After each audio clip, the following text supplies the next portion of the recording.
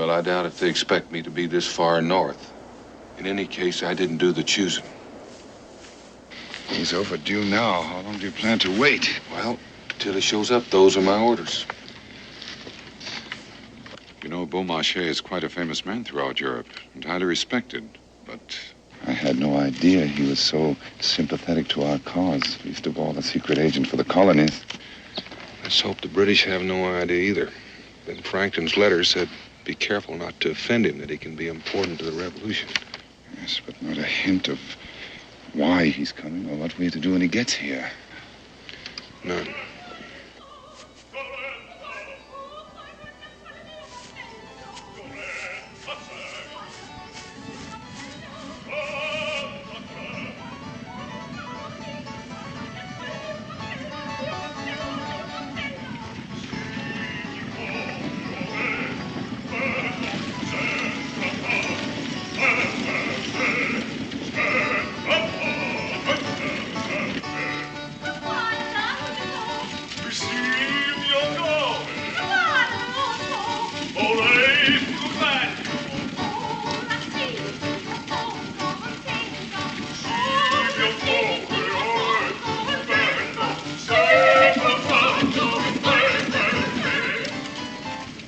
Some secret agent.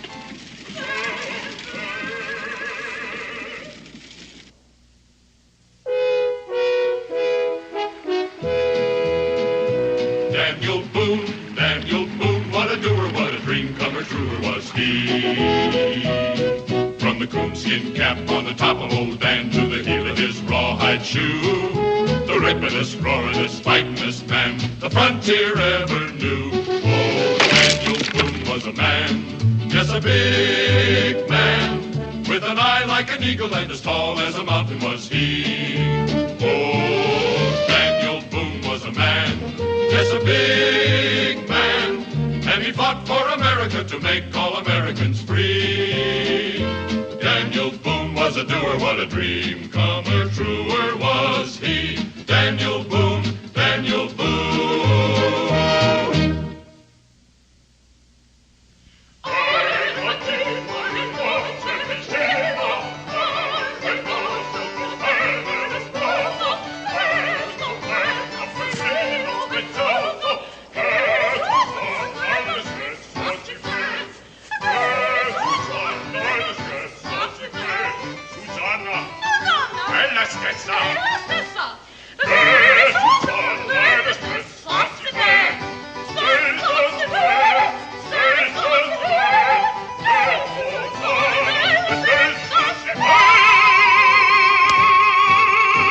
Unbelievably bad. It needs work, vast amounts of it. That is, if I decide to use it at all. I trust I have the honor of addressing the renowned Daniel Boone. You must be Mr. Beaumarchais? Same. Beaumarchais. The same. We are well met. You live up to your legend, monsieur. Compagnie, débarque. We were beginning to worry about you, sir. The time running on. You are worried. Think of me trying to assemble a cast. Of course, the sign on the wagon, they're direct from Paris, is a little deceit. Actually, I had to pick them all up in Quebec, and Quebec is not noted for talent. You're not going to take them all along with us?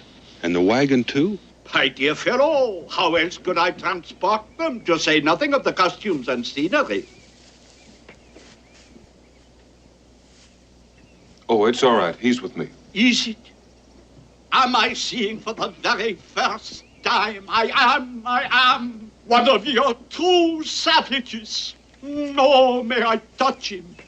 Superb, fantastic. He has a name, I suppose. I am known as Mingo. He understands, he speaks, and with what primitive dignity. I am known as Mingo. What a tragedy there are no parts for him in my plays. Oh, come, sir, with a little rehearsal and a bit of makeup, I might do very well. Say, in the role of Figaro. He knows my plays. Oh, not only knows, monsieur, but admires them. With everything else, he has taste. Children, come, you must meet these extraordinary people. We should talk. Allez vite. One of my greatest discoveries. I look forward to a long association with this disarming little creature, Mademoiselle. Brillant, monsieur. Well, let us simply know you, as you will soon be known by audiences the world over as the bewitching Susanna. Enchanté, monsieur. It's a pleasure, ma'am. Excuse me, sir, but can we talk? This fellow will be her suitor, the Count Helmevira, dashing, formidable, a model to all lovers. We really must do something about the characterization of yours. However, no doubt time will tell. If you say so, monsieur. Figaro and my Bartolo. Can we talk? But I haven't said a word. Children, proceed. I'm sure we are all famished.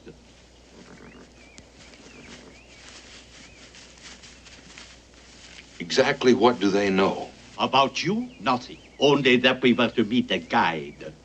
I am no novice at this business, Monsieur Boone. You may have noticed that I did not mention your name in their hearing. Well, how much do they know about your real reason for being here? When I hired them, I told them simply, perhaps a little slyly, that there was a secondary reason for my trip. But not one of them showed even the slightest curiosity about the reason. And that satisfied them? Totally.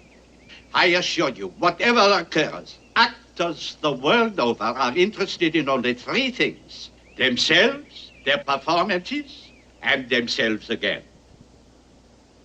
I hope so. But at any rate, it's a little late to change things now. Now, we'd better start moving. With British troops in the area, we're liable to run into some trouble. Not with me here, and this shrewd and enchanting facade. Mr. Beaumarchais, I understood this to be a secret mission. But of course. Of course. I also understood that you were to explain the details to me. Very well. I am to go to Norfolk, Virginia. You are to take me there, voila. But, monsieur, I still don't understand all this. A way of getting around the British. And an essential part of our enterprise, transport. Of what? Excuse me. If you please.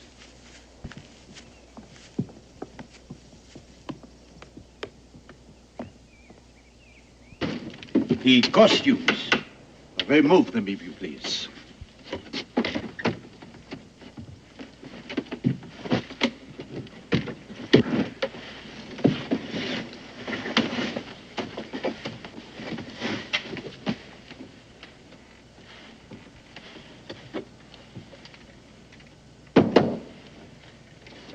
False bottom? Exactly. Take it out, please.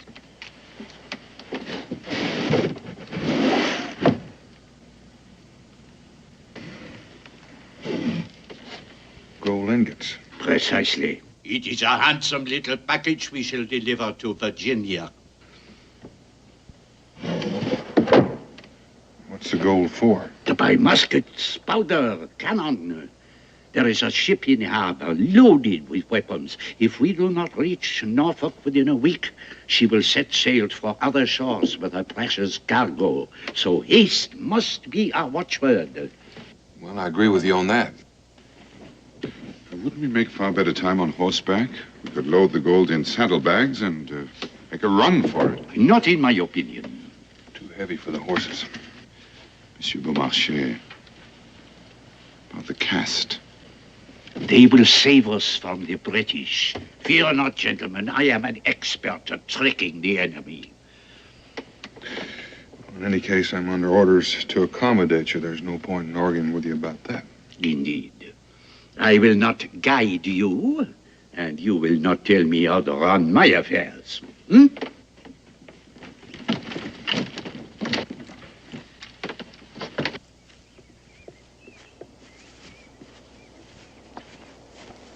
Mr. Beaumarchais.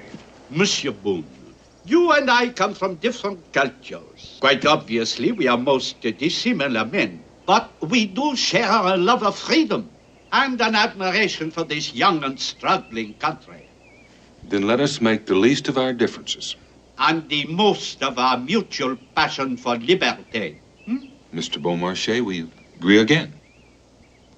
Now, let us see what little surprises we have here.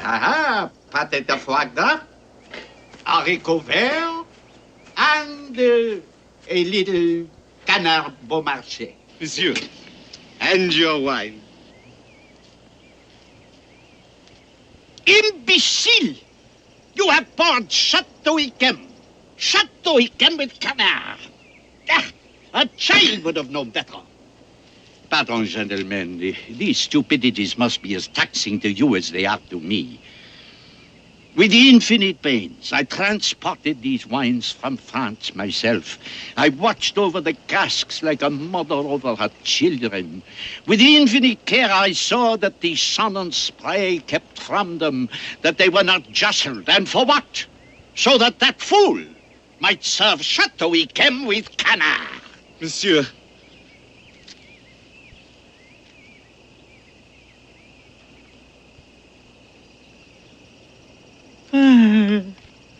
Figaro.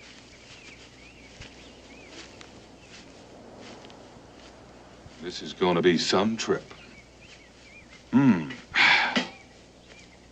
Canard Beaumarchais? No, thank you.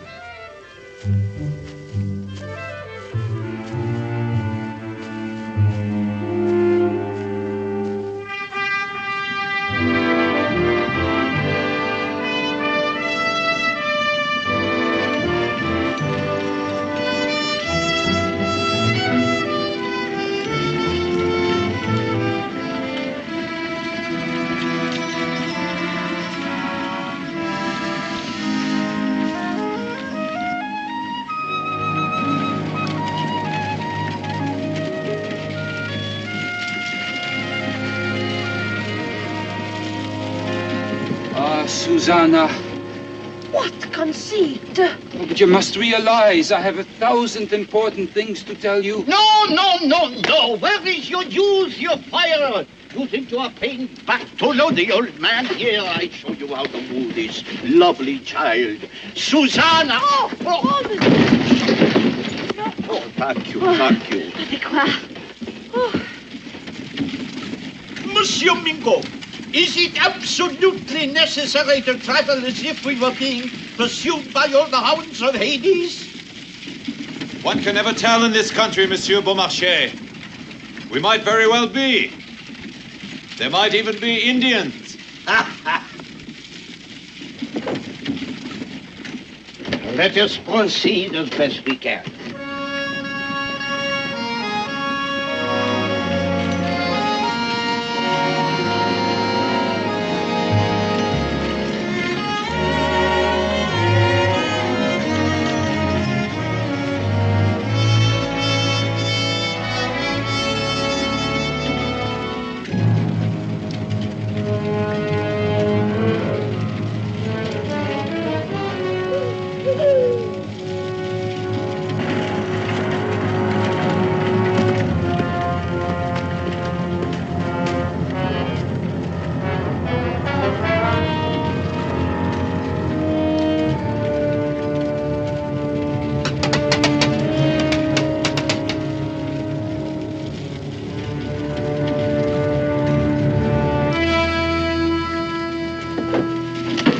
We are a company of players, are we not?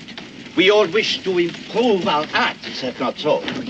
Well, circumstances have provided us with an opportunity.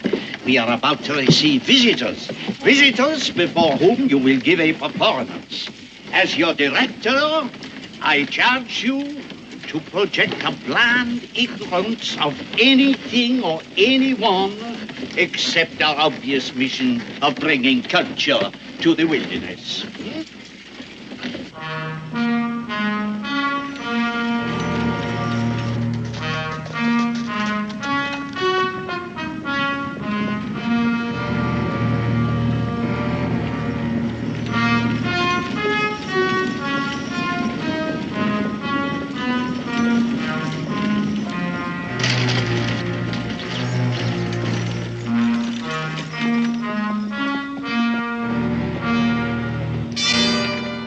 What is it, sir?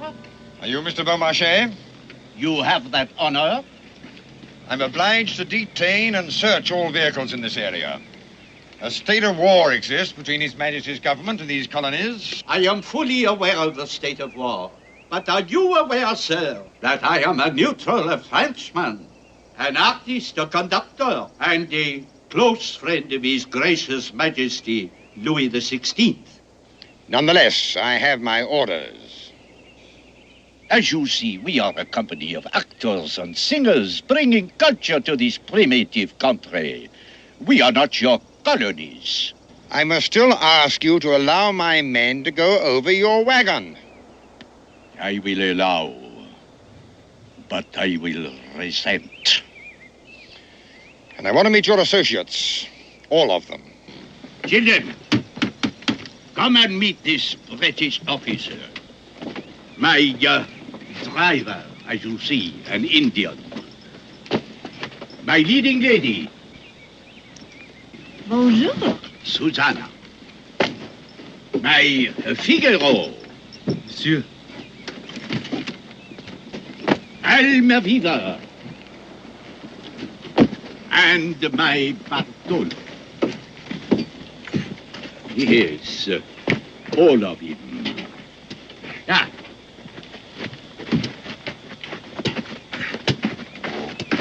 Draperies for our little opera. And please be careful, they cannot be replaced. Major, this crate is ruddy heavy for draperies. Lead weights are pulleys for the scenery and draperies. You have the word of a French gentleman. Open it.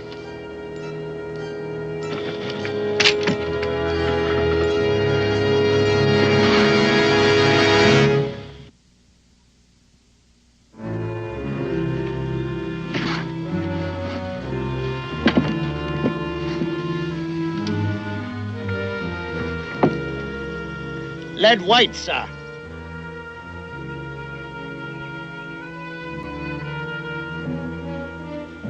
I will accept your apology, Major. Mr. Beaumarchais, I do not apologize for doing my duty. And the Indian, where did you get him? In Canada. You will be surprised, Major, in France, how we admire the noble redskin. Him good, me. Him feed Injun good. All right, mount up. Major, instruct your men to put the case back where they found it. Please? Put it back.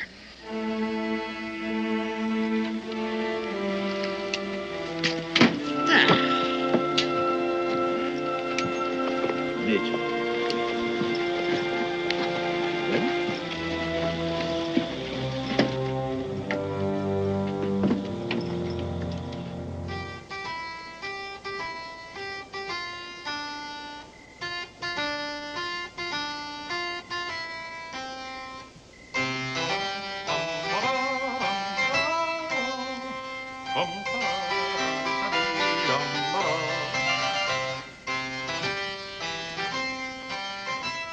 Admit, sir, that if it had not been for the facade of my opera company, the visit of the British major might have ended in disaster for our cause. Well, Mr. Beaumarchais, would if he'd have searched a few more boxes. If, Monsieur Boone, you are too cautious for a secret agent, you need the soul of an adventurer, a taste for danger, if you're to succeed in the business of intrigue. All the same, I think I'll have a look around.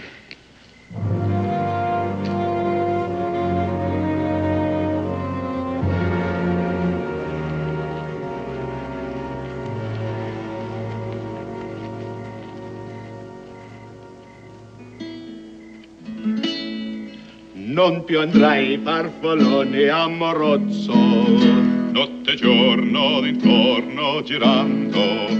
delle belle turbando il riposo. Narcise, tuo doncino d'amor, delle belle turbando il riposo. Narcise, tuo doncino d'amor. Bravo! Magnificent voice. Do you not agree, Susanna? Oh, I agree. Well, with a little rehearsal, he could play my part. Oh, yes, but to play Figaro, he must be more than a singer. He must be a fixer, a scoundrel. Something like Beaumarchais, perhaps, huh? Yes, Beaumarchais is all that, and charming and talented. Which I am not. I'll tell you what you are. You are tiresome. You are a flirt. Bonne nuit.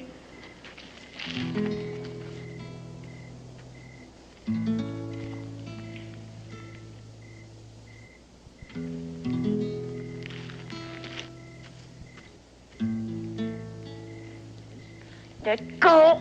Stop teasing me. Let me go. Let me go. No. Are you such a fool that you must force yourself when you are not wanted? She doesn't mean it. She's being flirtatious like all women. Oh, how would you know? Well, how would you remember? He has wit, but he has no courage. Come, my dear.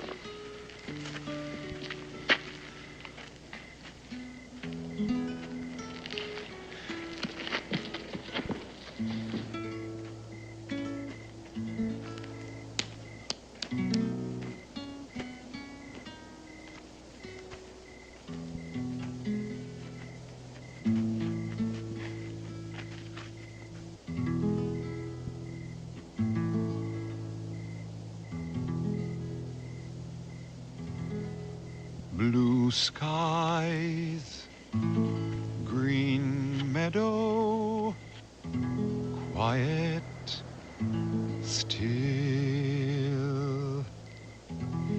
Sunrise, soft winds blow through the wood by the hill.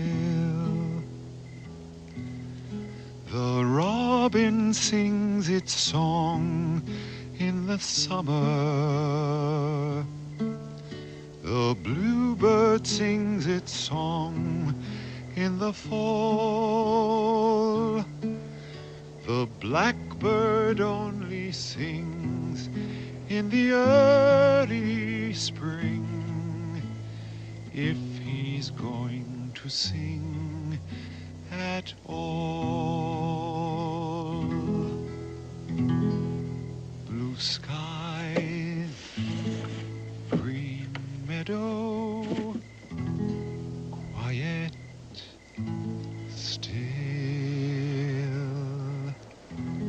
Sunrise, soft wind blows through the wood by the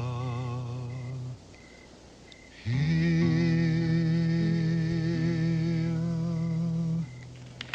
Bravo, Mingo! Bravo, bravo!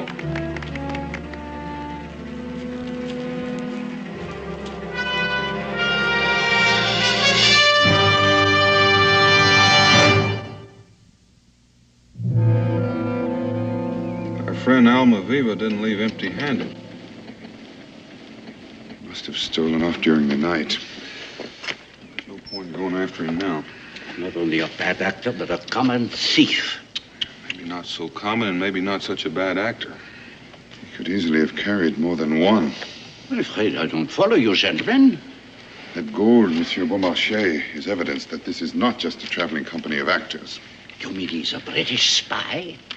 Oh, I doubt that, but he may think he has valuable information to sell to the British. We're close enough to the garrison at Slater's fort to use their help, Mingo. You knew the way. Get what help you can and meet us later.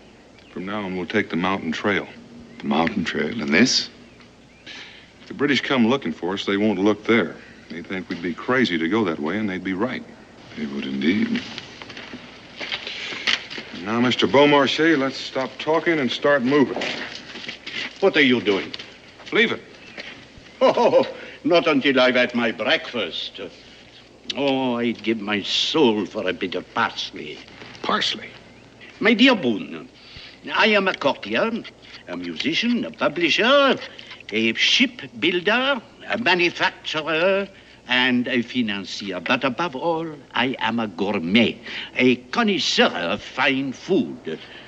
I eat snails. You step on them. In reality, I am 7 men, and at this moment, all 7 men insist on eating their breakfast. Mm-hmm. Well, it seems to me, Mr. Beaumarchais, that you're 8 men. Oh? On top of all the rest, I figure you're a patriot, and we need the help of that man, the patriot. Monsieur Boone, you are a diplomat. I see. And now don't you think you should tell your caste what's in the wind? You'd have me do that on an empty stomach? Impossible.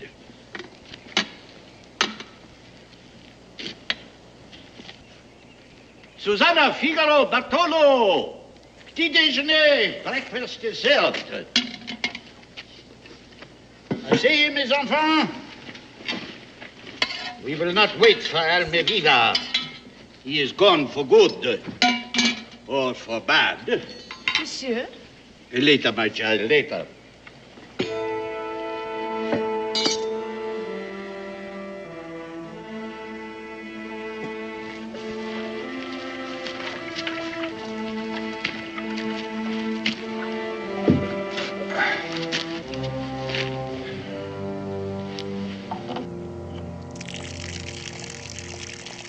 Children, until now, we have been merely a troupe of players rehearsing a fiction. Now it is possible that we shall soon be facing a challenge which comes to view. I appeal to you, not as actors, but as human beings. I call upon your noblest instincts to protect this mission of ours against those who would crush the flickering flame of freedom which has been ignited in this young nation. Since we will require your help, your bravery, and your belief in the brotherhood of man, we have decided to make you partners in this exciting enterprise.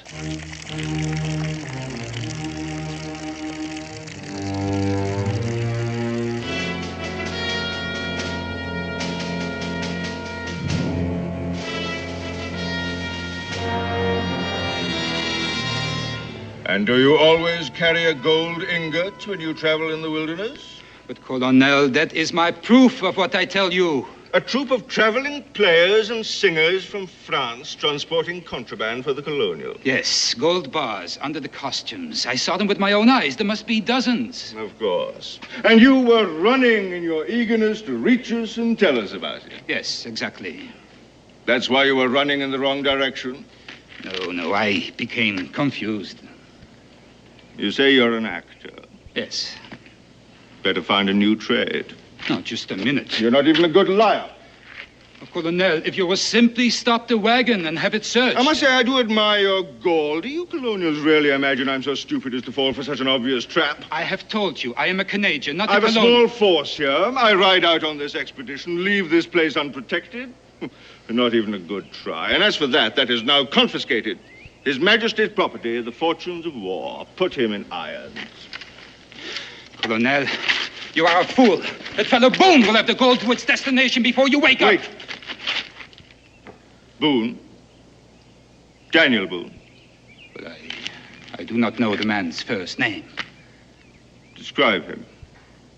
He's tall, very tall. Coonskin cap, buckskins. You know there is a jail sentence for giving false information to His Majesty's army. Yes, I know, Colonel. And if you're a spy, the penalty is the firing squad. Very well. Show me on this map where the wagon is.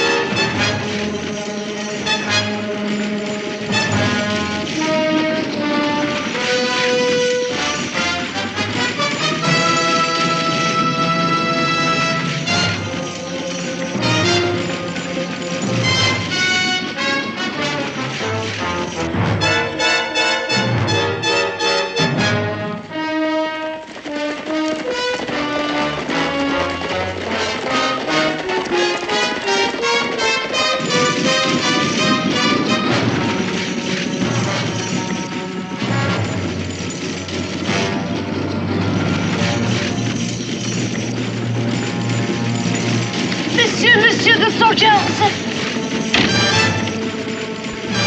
They're cutting off the road to get ahead of us.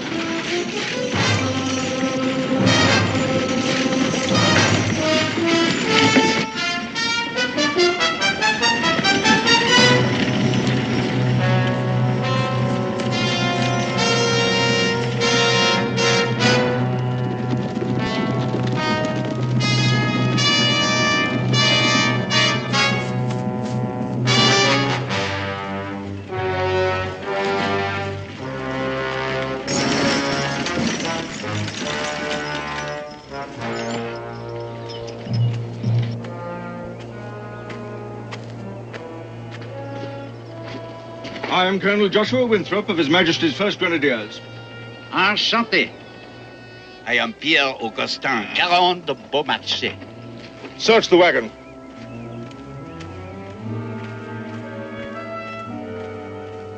Where is Daniel Boone? Pardon? Daniel Boone. There is no one of that name in this cast. That man says that Daniel Boone is traveling with you. Oh, he is a cretin, a liar. Did he tell you that I had fired him? You did not. I quit. I protest.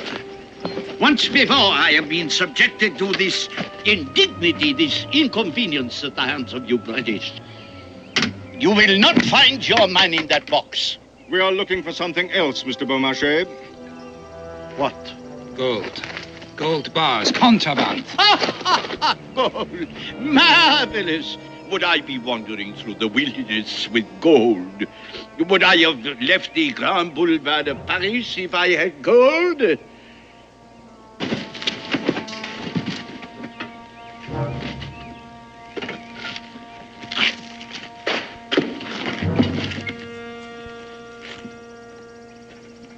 Perhaps he is your Daniel Boone. Daniel Boone. My Figaro. Perhaps he is your Daniel Boone. Let me see your hands. Where is Daniel Boone? I do not know the Daniel Boone. And you? No, monsieur, no.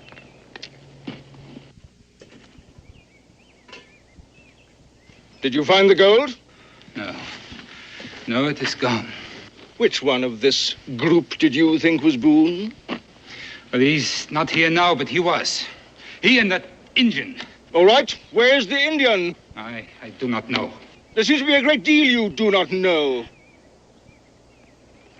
So, Daniel Boone has vanished. His Indian has vanished. And the gold has vanished. Well, it was there. Or perhaps they have hidden it someplace, huh? Sergeant, place this man under arrest.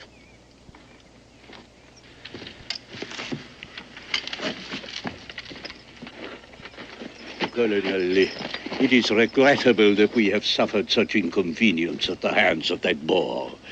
Let us share the bouquet of my native hills and part as friends.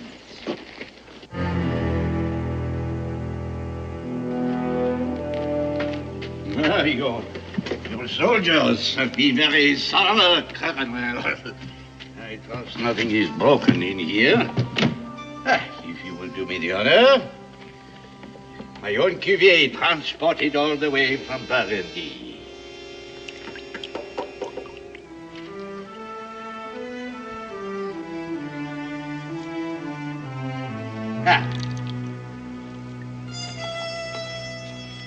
Your health. Santé.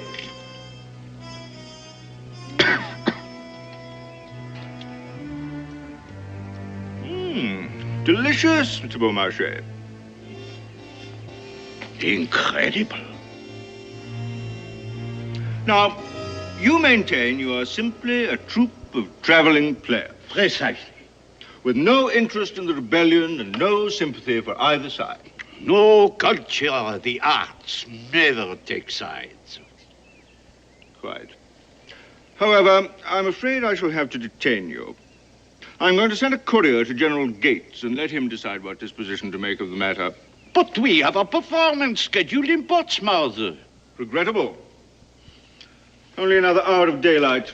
We'll make camp here and await the general's reply. How long will that take?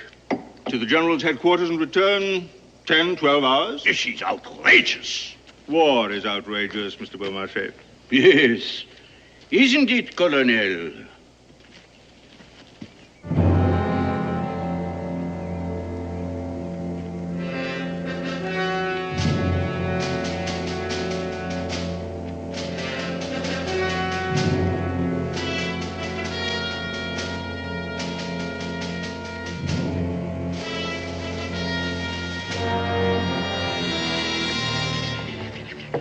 What is this delicious meat, Commandant? Cow. Cow. I would have guessed mule. At least it's good red meat. It doesn't need the sauces and spices you French pour over everything. Ah, but that's a matter of taste, Commandant. And you may be right. Taste is a matter of geography.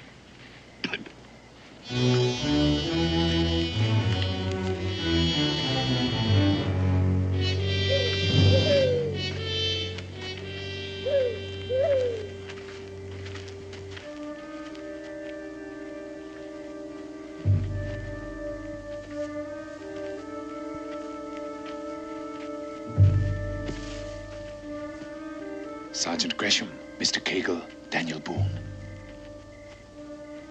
The garrison at Slater's Fort has been called out to assist General Combs at Tucker's Hill. The skeleton force could only spare these gentlemen. Well, the gold's right down to their noses, only they don't know it. You mean they haven't found it? They haven't found it. But Almaviva saw it. Almaviva saw where it was, not where it is. I found a new hiding place. We're too few for a frontal attack.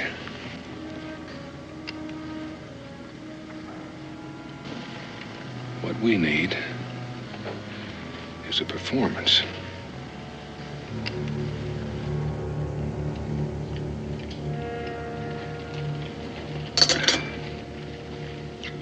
More tea? Tea. Oh, thank you. Monsieur Beaumarchais? The nose, it meets with your approval, monsieur? The nose? Oui, monsieur, for the dress rehearsal. But I just told... You yourself said, Monsieur Beaumarchais, it is our responsibility to bring culture to the wilderness. I still don't understand. In the cause of liberté, fraternité, and égalité, monsieur. Oh, the dress rehearsal! Oh, certainement, certainement. Bartolo! Forgive me, I was distracted. Oh, I do admire your devotion to your art. I do. I'll change my clothes immediately, if my host will forgive me. My players are desperately in need of work. Since we are detained here, we may as well use the time to good advantage. Act.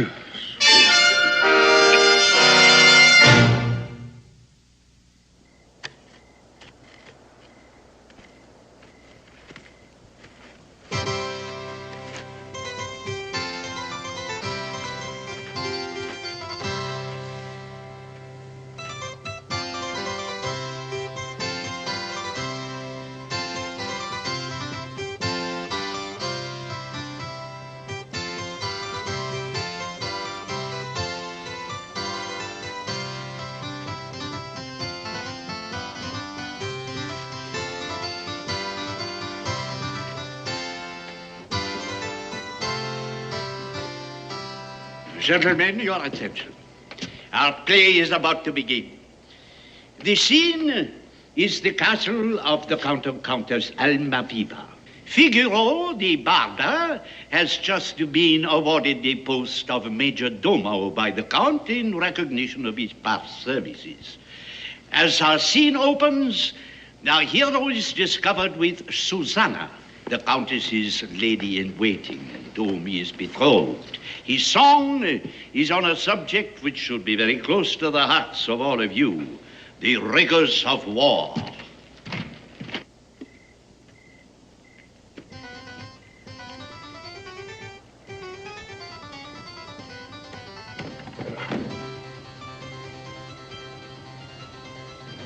Wait till the performance begins.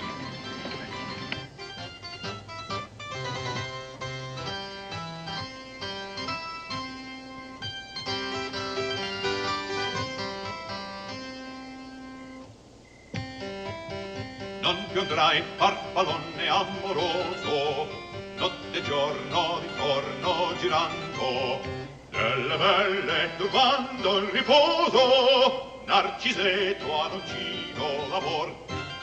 Delle belle turbando il riposo, Narcisetto ad uncino l'amor. Non più avrai questi bei pennacchini, quel cappello leggero e gallante, quella chioma, quell'aria brillante, quel vermiglio d'onesco color, quel vermiglio d'onesco color. Non più avrai quei pennacchini, quel cappello, quella chioma, quell'aria brillante. Non più andrai farfallone amoroso, notte e giorno d'intorno girando, delle belle turbando il riposo, Narcisetto al uncino d'amor. Delle belle turbando il riposo, Narcisetto al uncino d'amor. What do you think you're doing? I must speak to the commandant immediately. You've already seen him. Now get back inside. I must speak to him now, or it will be too late. What for? The spies, they are here. Collo dritto, muso franco, un gran casco, un gran turbante, molto onor, poco contante, poco contante, poco contante. Oh, listen, Daniel, we're facing rough weather, we're facing rough weather. We have to fight for it, boys. Una marcia per il fango, per montagne e per valloni, con le nevi e soglioni. Arrest that man! Arrest him!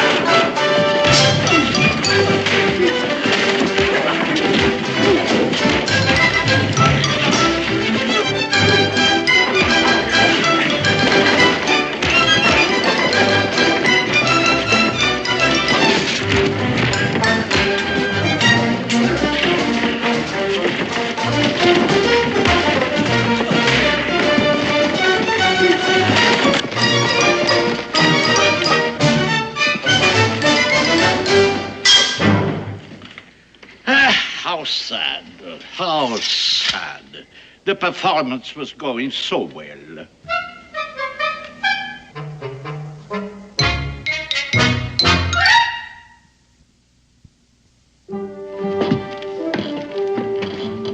How much further to our destination?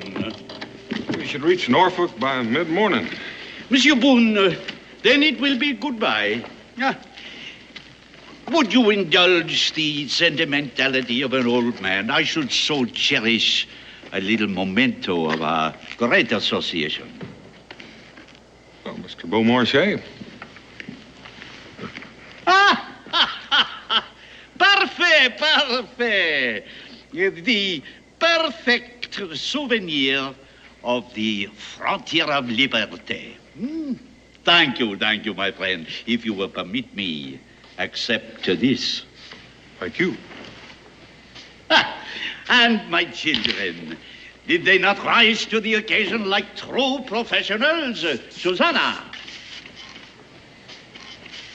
Figaro, Bartolo, I salute you individually and collectively. In every way, you perform magnificently. And Mingo, oh, Mingo, come with me to Paris. A genuine American Indian, a true child of nature, and an opera singer as well, you would be a sensation. With me as your impresario, you'd make a fortune. Him happy here. Him eat good. Him sleep good. Injun stay here. What a pity. What a pity. On that.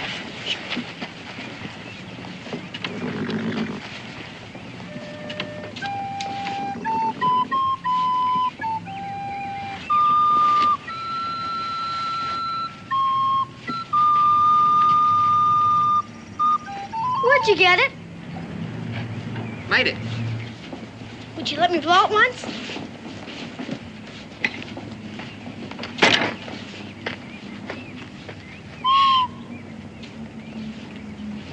Keep it if you like. Couldn't do that. And why not? It's mine to give, and I can always whittle myself another one when I got need of it. Well then, if you say so, sure do thank you. My name's Willie. Mine's Israel. Israel Boone. Now that chair now. If you've got a bit of line, I'll lash it to the Dexo shield, right without a quiver. Sure.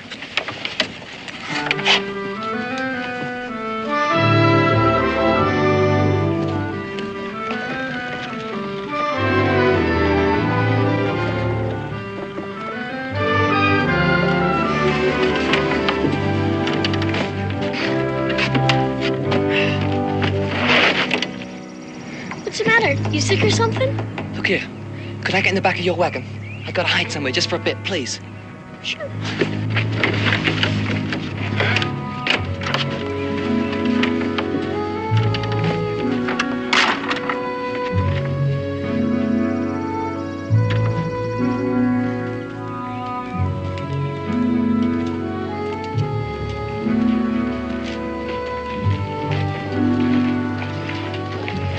Put another one there.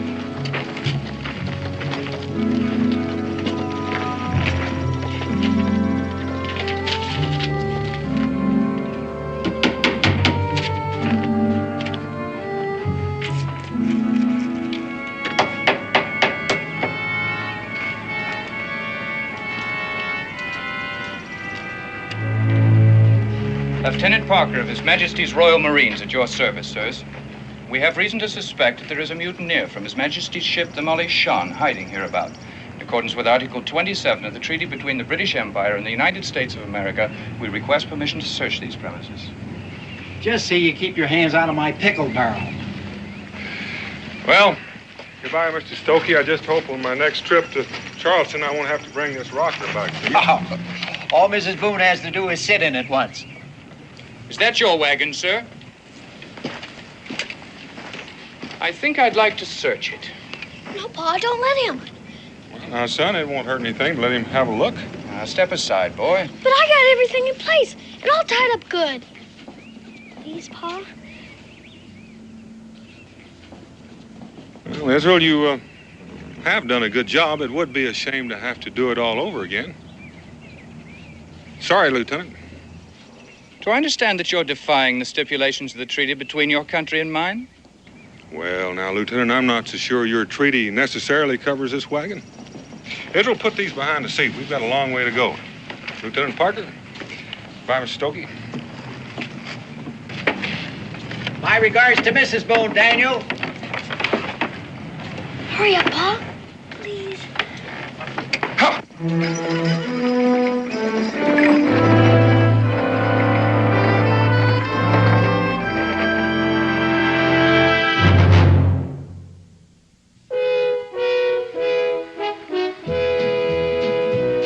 Daniel Boone, what a doer, what a dream comer, truer was he. From the coonskin cap on the top of old Dan to the heel of his rawhide shoe, the rippin'est, roaring'est, fightin'est man the frontier ever knew. Oh, Daniel Boone was a man, yes, a big man, with an eye like an eagle and as tall as a mountain was he. Oh, Daniel Boone was a man, yes, a big man, and he fought for America to make all Americans free. Daniel Boone was a doer, what a dream comer, truer was he. Daniel Boone, Daniel Boone.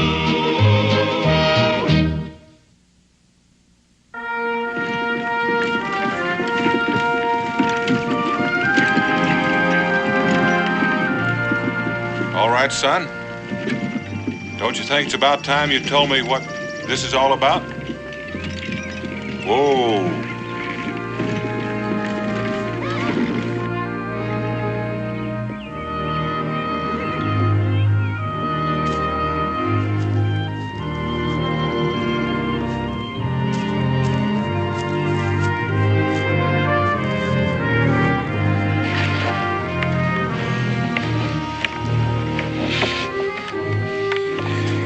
Come on out.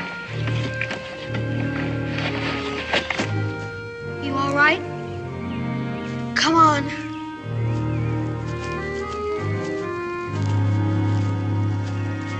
Pa, this is Willie. Willie? Where are you figuring on heading, son? He wants to go with us, Pa. Now, you let him talk, Israel. He might want to go back to Charleston. He doesn't want to go back, Pa. I know. He wants to go with us. Please, Pa.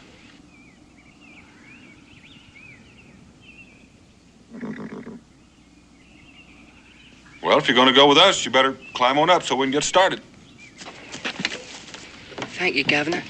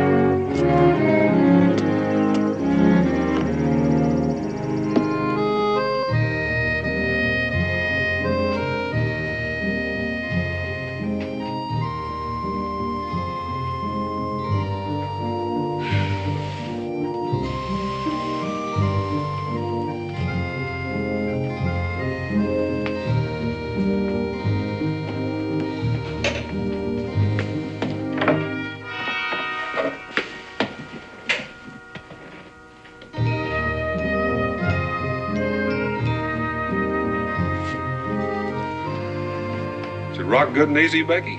I don't know what you're talking about.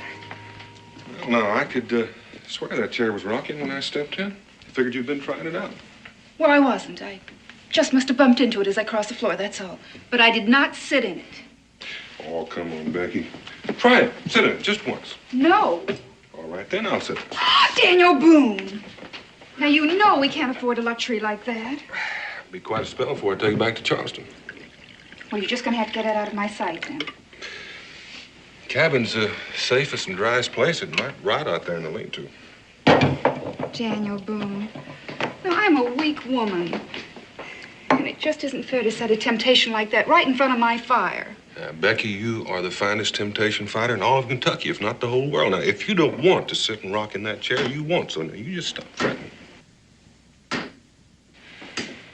Willie's doing a right good job of patching the roof. That's one chore I can stop putting off. Thanks to Willie, there are a number of chores you can stop putting off. He's already repaired the drawers in the highboy so they don't stick anymore. He's shored up the spring house, and he's built 3 new shelves. I don't think I've ever seen anybody quite so handy. Becky, does he ever talk to you at all? The only person he ever talks to is Israel. Most he ever said to me was, "Thank you, Governor," and that's when we were leaving Charleston. Something sure got his tongue tied up. Dan, do you suppose he is the mutineer those Marines were looking for? I don't know, Becky. Maybe I'd be more honest if I were to say I don't want to know.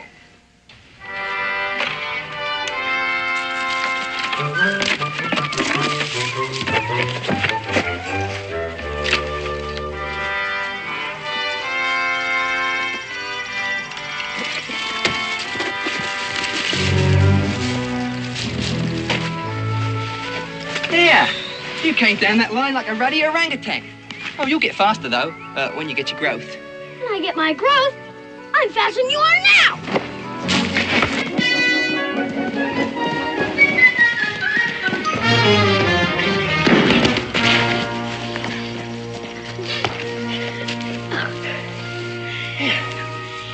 You could be a foretop man with a bit of practice.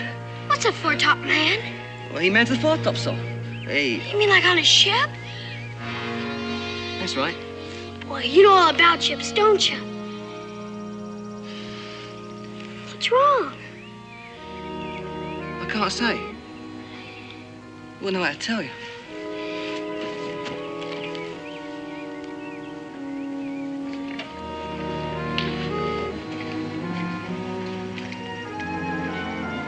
What's it like, Israel? Living in a house? I don't know. You know it's... I don't know. For the simple reason that I never lived in one. Must be grand, all right. I reckon. Don't suppose I ever thought about it. I thought a lot about it. Just now I thought, wouldn't I like to build myself a little house? Out there. Just live in it. Why don't you? There's an old cabin you could fix up. You'd like it, I know you would. Aye. But there's no chance for it. How do you know? Listen, why don't you talk to my pa about it? Ask him. Why don't you? Look here, do you think he might step out here and have a word with me? Sure, I'll go get him. No, don't hurry him now. He's having his tea. Pa drinks coffee. I'll go get him.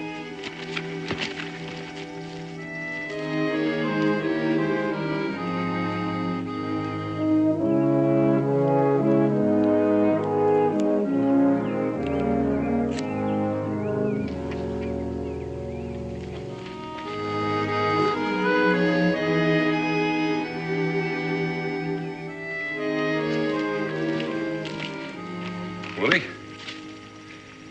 I hear you're doing an uncommon amount of work for me.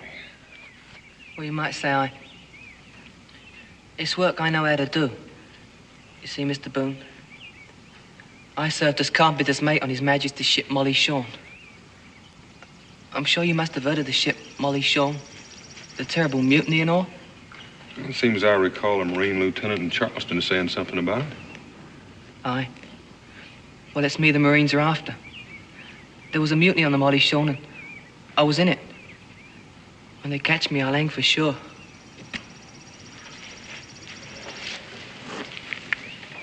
How old are you, Willie?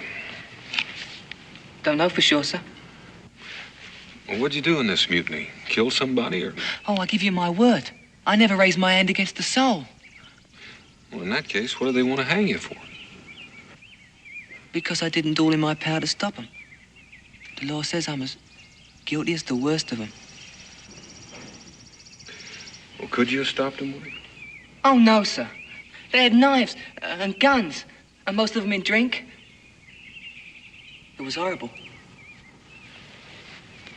They chopped up the captain and threw him overboard. And the purser, bosun, and the midshipman said they'd give me some of the same if I didn't stand my hammock out their way. Without you and Israel, I'd be properly hung and gibbeted by now. I want to stay here, Mr. Boone. But would you let me?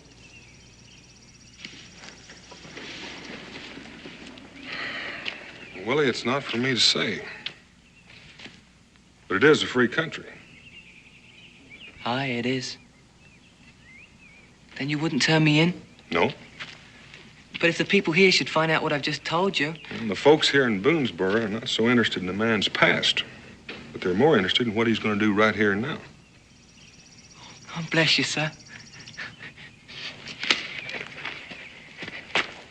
There can be no doubt what I intend to do right here and now. I intend to find a solid piece of timber and lay the keel for my own little house. Lay a keel for a house? You're going to have to excuse me, Governor. It's going to take me a while to get the salt water out of me talk.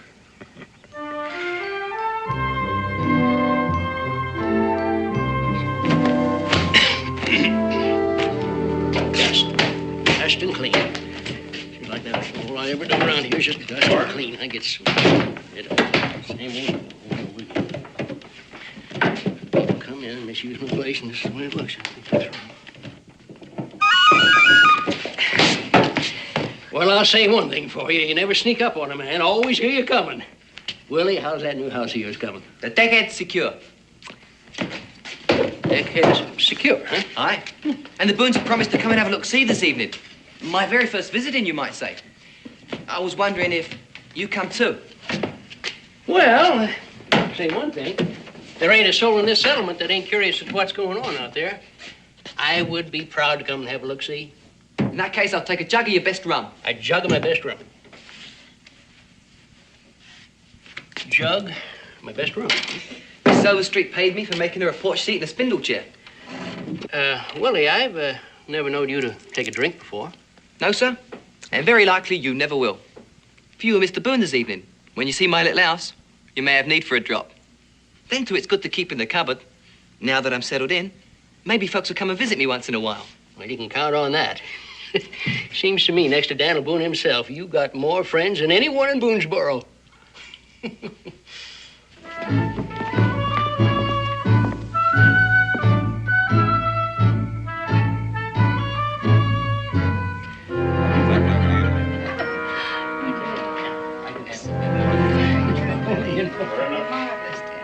Oh, my, Willie, the place looks beautiful. And mighty comfortable looking, too. And that chair you made us, he and I are always arguing over who's going to sit in it most. Fine workmanship, Willie. Israel, get down from there. Wish I had a bed like this. I expect it might make it a bit easier to dust under. That's not where the ship captains have them. It's so they can sleep on an even keel, even when the sea runs high. Right, Willie? Right, Israel. Dan, I think now might be the proper time. All right.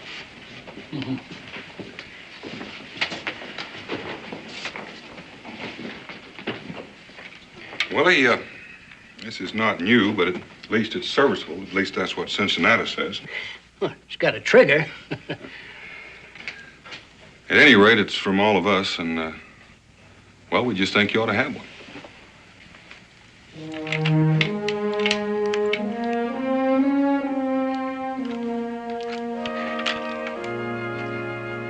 I got just the place for it.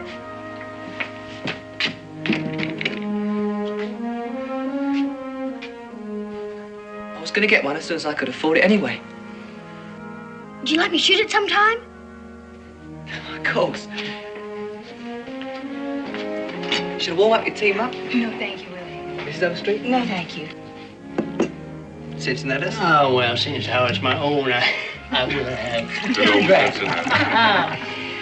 I tell you, I just can't get over how you put this place together all by yourself. Yes, sir, it's just as neat and clean as a captain's cabin on a fine ship. Fine job. Willie, you have been more than hospitable. But I think it's time for us to go. I think so. Thank you all for stopping in. See you later, Willie. Good night, Willie. Much obliged, Willie. Good night, Willie. Thank Good you. night. Thank you, Willie.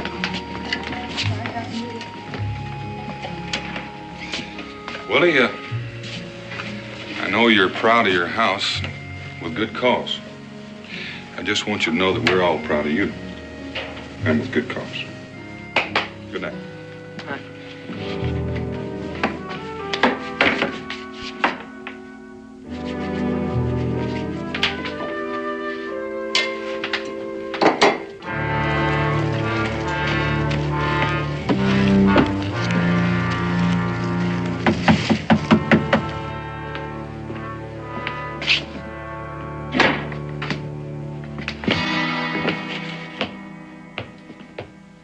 Blimey. He cuts himself up like a landlubber, but it's you all right. William Crawford. Oh, nice snug little berth you have here, ain't you? Very snug indeed. Ooh. Well, where are your manners, baby lad?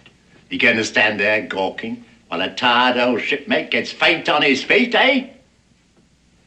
I see I'll have to help myself, won't I?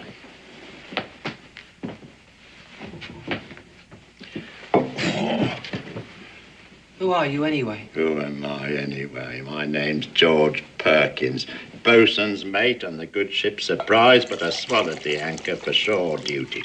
I see you look scared out of your wits. I haven't brought the British Marines with me, if that's what you're thinking. How do you know my name's Willie Crawford? If it is my name. Carpenter's mate, William Crawford, serving on His Majesty's ship Molly Shawn, formerly. Oh, have a sit, baby boy, have a sit. I wouldn't harm you for anything in the world. Just an old shipmate, paying a friendly visit. You know, I rode down here with a preacher, man. He hadn't got a drop in his wagon. I'll tell you something, baby lad, I'd sooner sail round Cape Horn in a longboat than I would make that voyage overland from Charleston Harbour. And why wouldn't an old sailing man like yourself be coming way out here to Boonesborough? Well, I ain't a Molly Shawn mutineer who doesn't like the thought of hanging from the yardarm. I had no part in that mutiny. I believe you, lad, I believe you. I had to do what they told me. And what did they tell you? They told me to play my flute so they could dance on the quarterdeck. Play your flute, eh, so they can dance. I'll tell you something, baby lad. I'd have gone my way in Charleston that day, only had to stop for a mug of grog, and then, you know, I suddenly heard you piping a sailor's tune, and I stopped to listen, and then the sun caught that little bit of silver, and, oh, baby lad, I fancied it. Of course, I knew you were hiding from the blooming Marines, but I fancied it. I still fancy it. Well, you got your name cut right into it. William Crawford. You've had the devil's own luck, you a wanted man running from the crown. It's a miracle you haven't had to trade that silver chain for a length of hemp. How did a bucko like you get a piece of silver like that, eh? I don't know. I always had it, ever since I can remember. How come you didn't turn me in that day in Charleston? I expect there's a price on me head. Oh, might be a small reward, but not much. Not one of the leaders, are you? Besides, why should I do a thing like that? Nobody wants to be an informer. Unless, of course, they has to. Blimey, where does a sailor like you get all these victuals and rum so far from the sea, eh? I do work for the folks in the settlement. Make something they need or mend something that's broke. I get along. Yeah, I can see that. What more can a man want than a warm cabin and plenty to eat and drink, eh? Blimey, a real captain's berth. Oh, oh, oh, oh, oh, oh, oh. I've always wanted to sleep like a ship's master. Oh, oh, oh, oh, oh. Ah.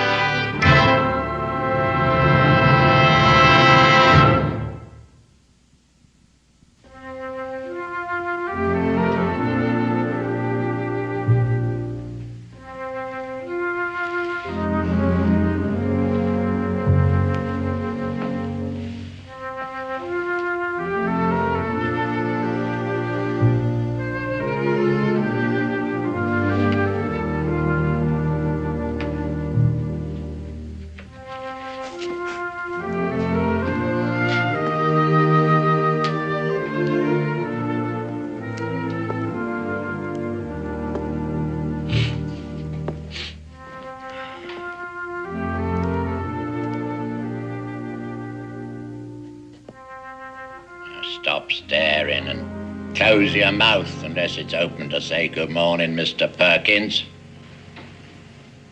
You pinched it. What's that? Can't hear what you say. My good luck piece, you pinched it. Oh, pinched it. What a thing to say. Oh, what a thing to say. I borrowed it, that's all. Plain to see, baby boy. It brought you some good fortune. Thought it might do the same for me. How'd you get it off me? Without me knowing? Well, you're a baby, aren't you? And you sleep like a baby. I sleep pretty well myself, but I sleep ever so lightly. When a man's lived with murdering cutthroats as long as I have, he learns to sleep with one eye open. And a knife in his hand. Oh, well, we just have a little bit of an eye-opener and a bite to eat, and then perhaps take a look at Boomsbury. Oh, blimey, this jug's empty. And you'll be better off without it. It's rum what keeps me on an even keel. I'll thank you to fetch me a fresh jug. I don't have another. Oh, I know. I had a look in the old galley while you were sleeping. Even the poorest and meanest cows have better stores. What?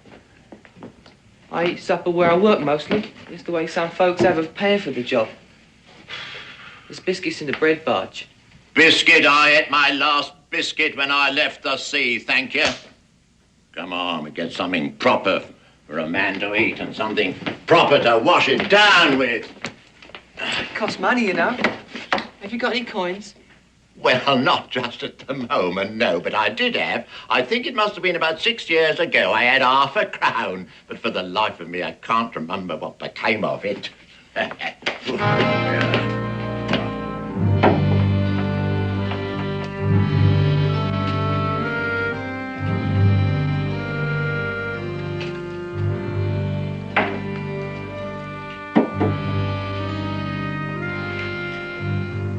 Cincinnatus? Willie! Yeah, you caught me that time. How come I didn't hear you tootle on your flute? I need to put in some stores.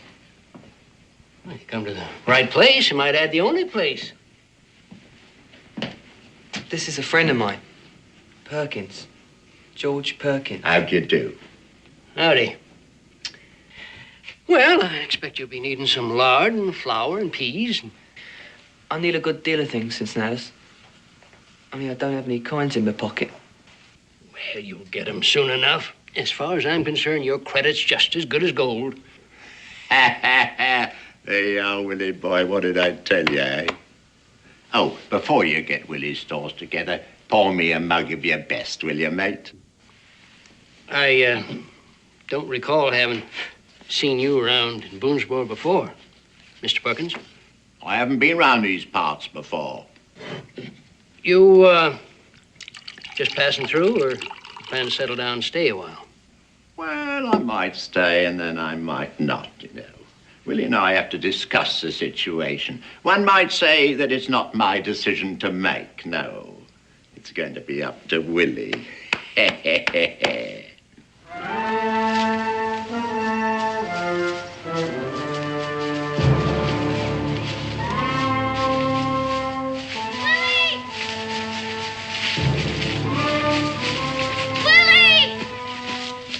Blimey, ain't that your benefactor from Charleston? Mr. Boone's boy, Israel. Where have you been, Willie? I've been looking all over for you. Don't you remember? You said you'd take me fishing today. Willie ain't got no time to do any fishing, so you might as well get on your way. Who are you? Now then, don't start being lofty with me, my boy. I thought I told you to clear off. And look alive, Willie boy. I'm parched and empty.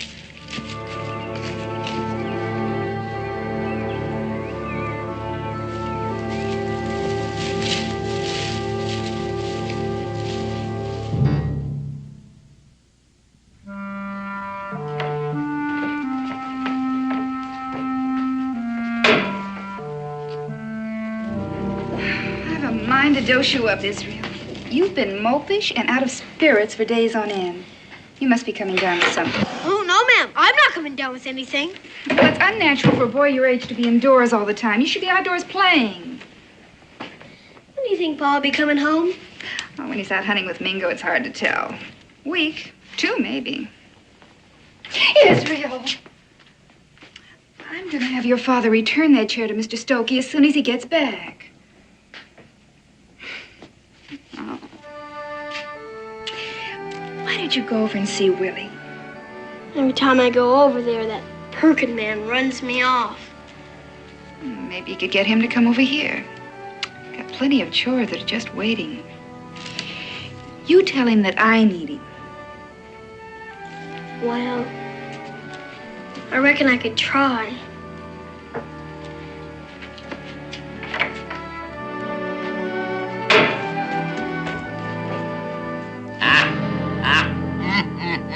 Gooseberry jam. I haven't had gooseberry jam since I can't remember. Yeah, Willie boy.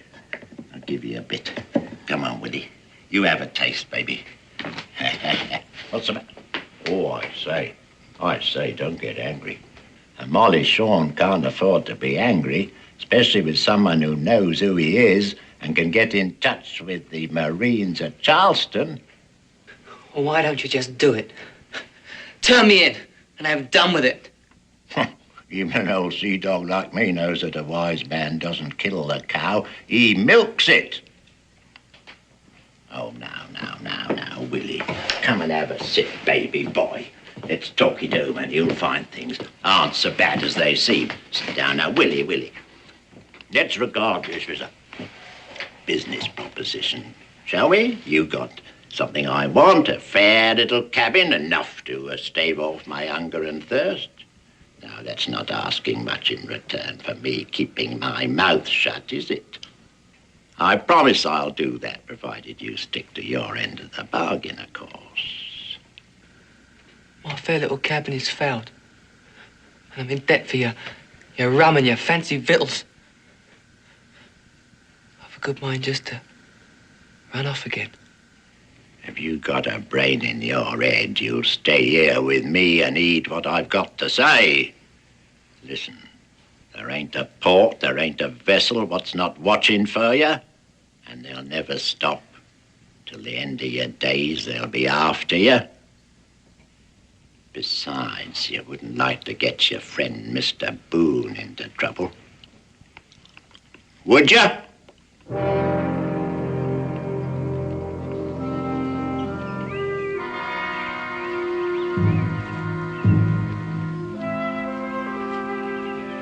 Willie, it's me, Israel. Are you home?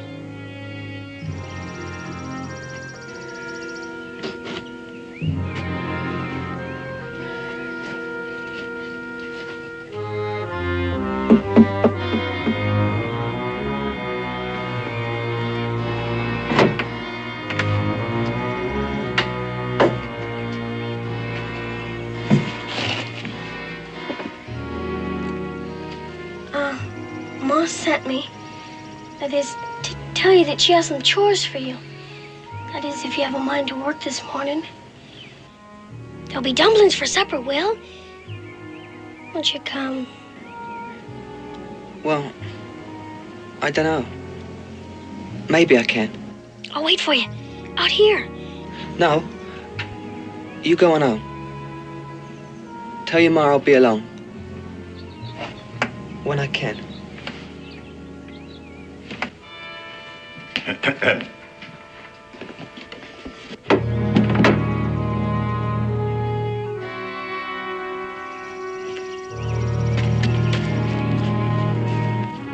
Mrs. Boone wants me to do some work for her. Yes, so I heard. And she'll pay for your labor with dumplings. Ha! You can't buy much rum with dumplings, baby boy. You know, it's just as well I turned up when I did. These landlubbers beginning to take advantage of you. If you do a day's work, you ought to get a man's pay for it, not just doled out a ration of mush and turnips. There's little money to be had here. There's little of anything to be had here. This blooming place is like a hull in the doldrums. That's why I think we ought to be clearing out. This is my home. The only one I ever had. I worked hard on this place. Then you can work hard on another place, can't you, in a more civilized neighborhood where there's coin to be had and something for a man of my sensibilities to do of an evening. Pa,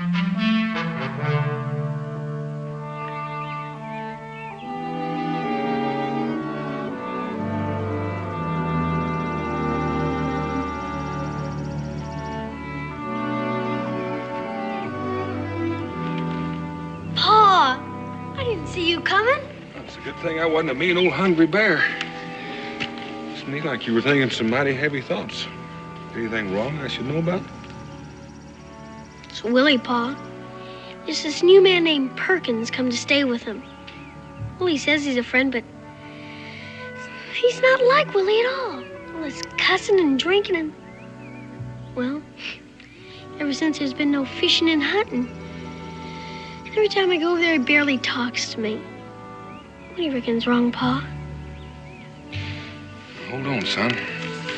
You say Willie has a friend that's come to live with him?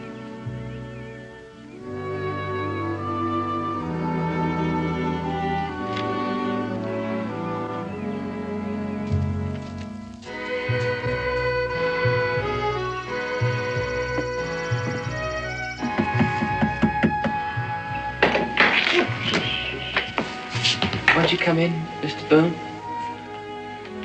Thank you, Willie. Just leave the door open if you don't mind.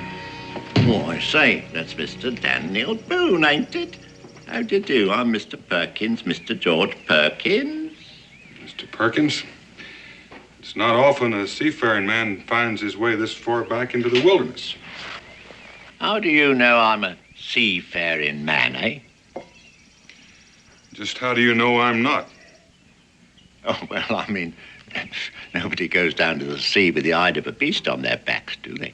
You know, if I'm going to be a landlubber, I must be properly outfitted like. I must dress like you, Willie and Mr. Boone. I mean, I'll tell you, you know, Willie's very smart with the needle, Mr. Boone. Oh, Mr. Boone, come over here and have a little drink, won't you? Oh, what's wrong with me? Well, oh, never felt like this before.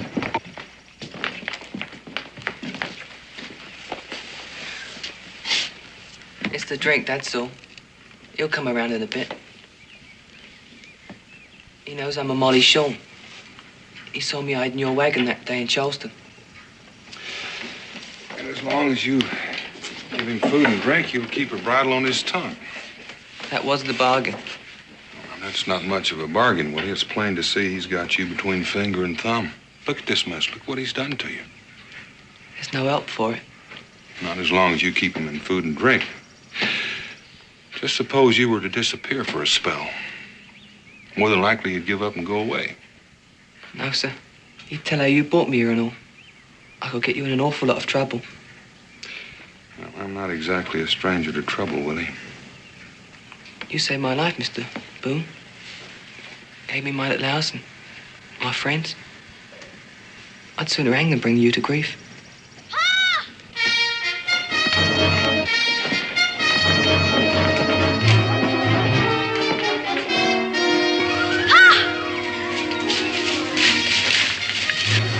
All right, son, now get your breath and tell me.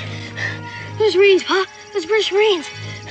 After Willie. They're at the fort. Well, now, who told you there were Marines at the fort?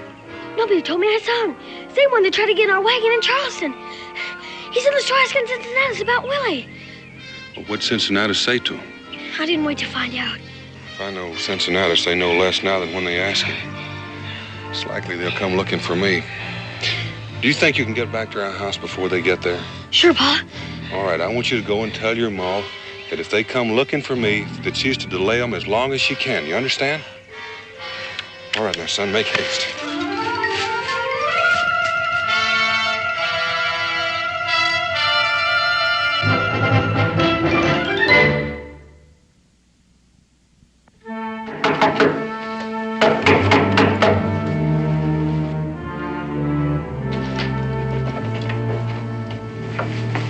We'd like to see Mr. Boone.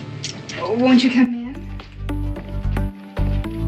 Dan isn't here right now, but he'll be back almost any moment. Won't you sit down and make yourself comfortable?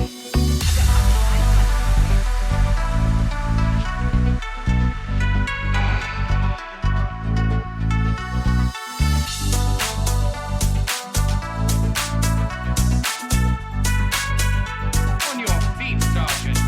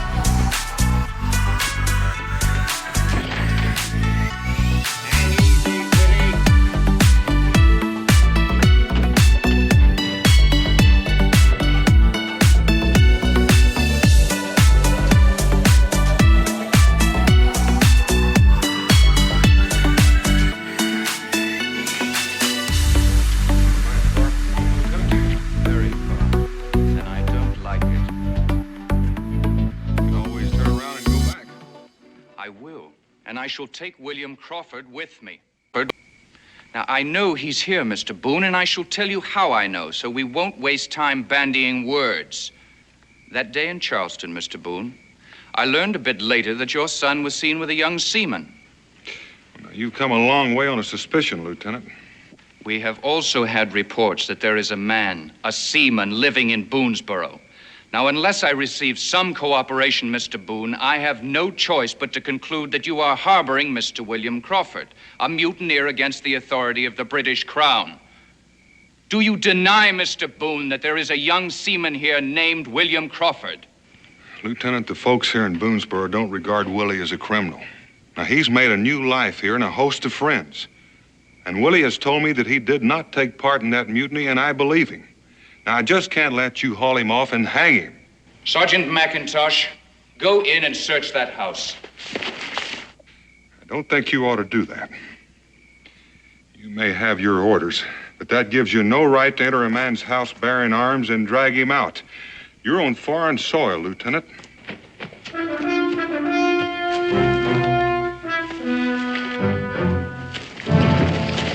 Halt!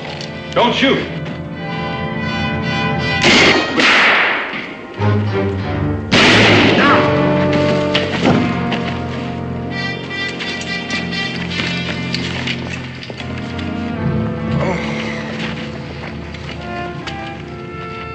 Sir. William Crawford, I arrest you in the name of the king. No, I'm not. I'm not. You've got...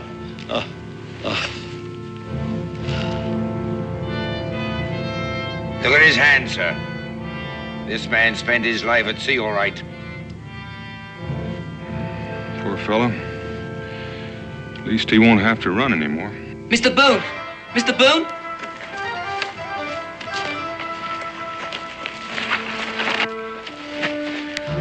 Don't look now. He's dead. Willie is dead. What do you mean, Willie's dead? I'm... Gonna have another drink? Good idea, what with the shock and all. Who are you? A friend of the deceased. A drinking companion, you might say, Lieutenant. Look at him. He's hardly in any condition to stand. I best get him off to bed. Hold on, Mr. Boone. I need proof. Some verification that the dead man is William Crawford. I don't know how I could help you, Lieutenant, or why I should. What makes you doubt that's your man? The ship's records indicate that William Crawford was a much younger man. Oh? How young? About 16. About that young fellow's age. 16, Lieutenant? 2 years before the mast? Don't tell me the British Navy impresses 14-year-old boys. Well, Sir? Sir, I found this on the body. You can't take that. That's his friend's only keepsake. William Crawford. Amazing. It's engraved right on the back. And he wore it. And when you add that to the fact that his hands give him away as a seaman, and I can testify that his accent is British, so I don't know what else you need, Lieutenant. I suppose I could settle for that in good conscience. Well, now, that's important. The man's got to live with his conscience, and well, I think you're a very lucky man, Lieutenant. I'd say we've all been struck with a bit of luck, Mr. Boone. Poor fellow, we'll see that he gets a decent burial. Sergeant McIntosh! Up! Prepare to march. Here.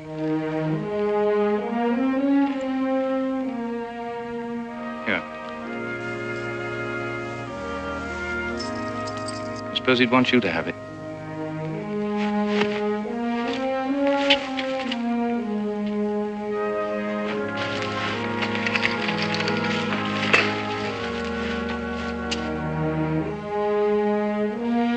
Sergeant?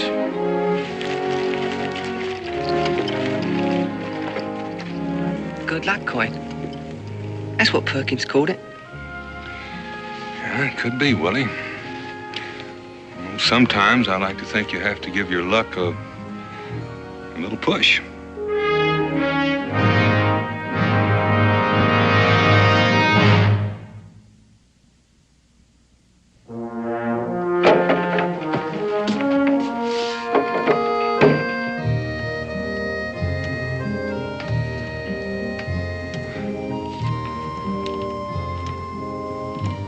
Well, why are you standing there staring a hole through me? Well, I didn't mean to. I'm just a mite surprised and pleased to see that old temptation has gone out against you just this once. Temptation had nothing to do with it. The matter was taken out of my hands. Oh? Those Marines. One of them sat in it before I had a chance to stop him. Well, now, what'd that have to do with it? Well, it certainly wouldn't be right to return a used chair to Mr. Stokey, would it? Be downright dishonest. And since we have it here in the cabin and we can't take it back, it'd be wasteful not to use it.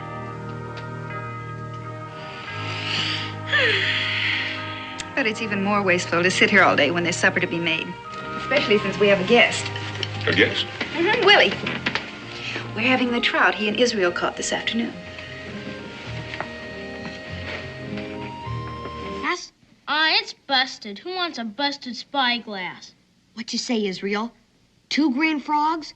They're good jumpers. And a piece of colored chalk. Gosh, Israel, you sure are lucky, you know that? Getting that new little cannon and the deerskin jacket. It isn't anything, really. I was hoping I'd get a rifle. I've been waiting a long time for one. Looks like I'll have to wait another whole year now before I get one. Dan, I'm sure he didn't mean that. Took you 2 months to make that jacket. And that cannon came all the way from Philadelphia special. He's a little excited, that's all. I'm afraid it's more than that, Becky. He's begun to think things come easy. It's high time he learned different. What do you mean? I mean, he's getting spoiled. I think he needs a lesson. He's just young, Dan. I think I'll take him with me tomorrow. Hey, Israel, you want to come with me tomorrow? We could meet down by the creek. We could go looking for crawdads. I have more important things to do. That you have, Israel. I'm taking you with me tomorrow while I run my line of traps up north.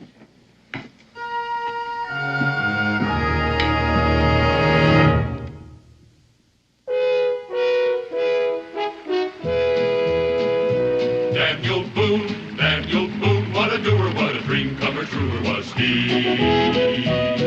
From the coonskin cap on the top of old Dan to the heel of his rawhide shoe, the ripperest, roaringest, fightingest man the frontier ever knew. Oh, Daniel Boone was a man, yes, a big man, with an eye like an eagle and as tall as a mountain was he.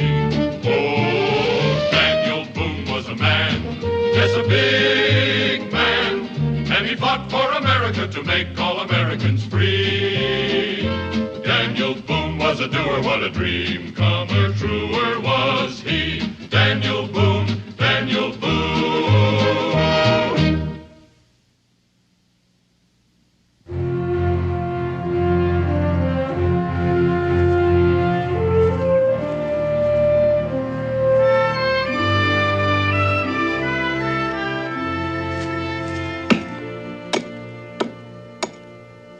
See, with these marks to guide you, Israel, you'll never lose your way. You paying attention to me, son? Yes, Pa.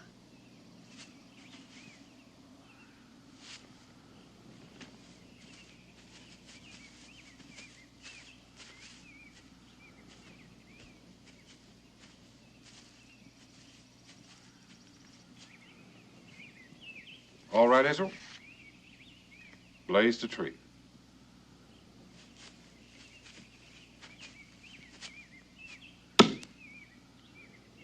Got to make the blaze marks deeper. You have any idea why I'm telling you that, son?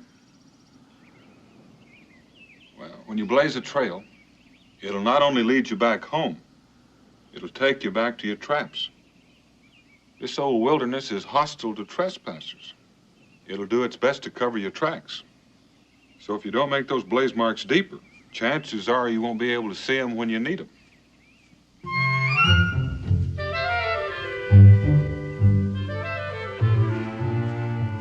understand me?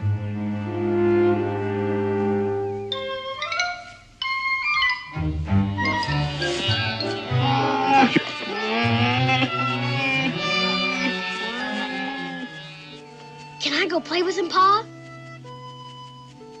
No, I'm afraid not. Even if you didn't manage to lose yourselves, it's more than likely you'd run into his mother.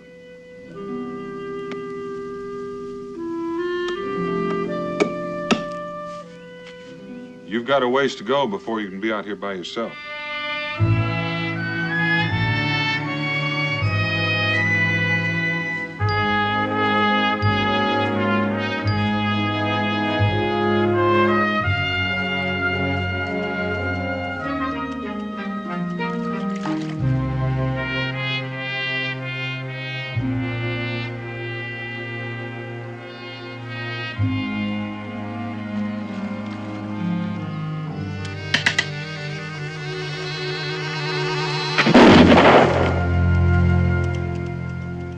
Once they get a whiff of you, son, you don't eat. Yes, Pa. You're still not bracing yourself before you fire. I guess I forgot that too, Pa. You've learned quite a lot since we've been out. It'll come. Let's go.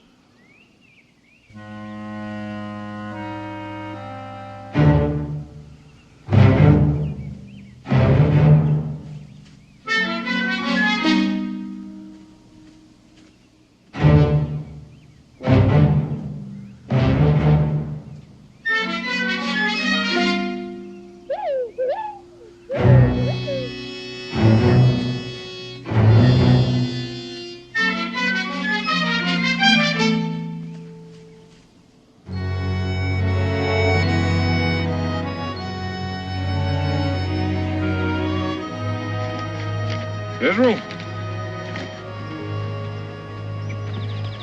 Yes, Pa? What kind of tracks are these?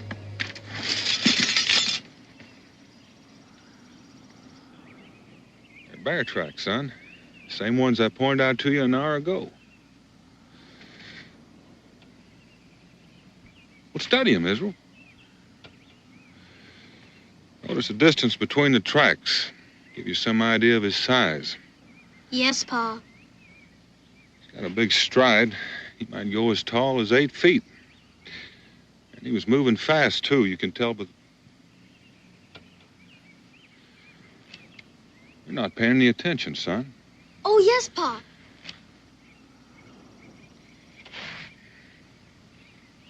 You gonna tell me any more?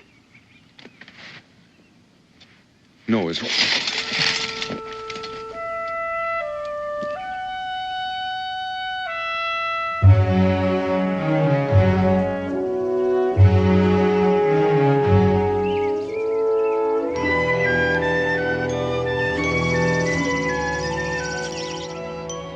Israel, don't take another step.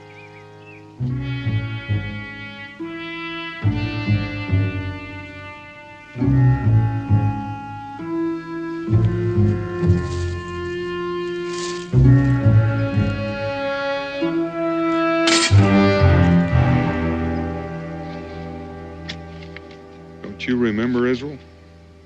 I told you on the trail you've got to keep your eyes open. This time it was a bear trap. Next time it could be something worse. I guess I forgot.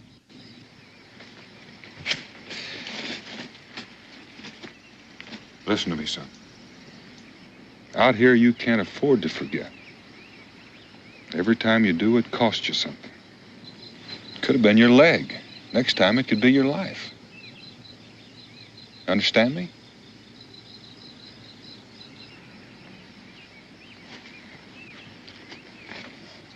What is it, boy? Nothing, Pa. Yes, it is. No, Pa. I know something's wrong. Something's bothering you. What is it? Nothing, Pa. I can't remember, that's all. I can't remember a thing you tell me. It's all my fault. You know so much, you know everything. Looks like if I listen forever, I'll never know as much as you.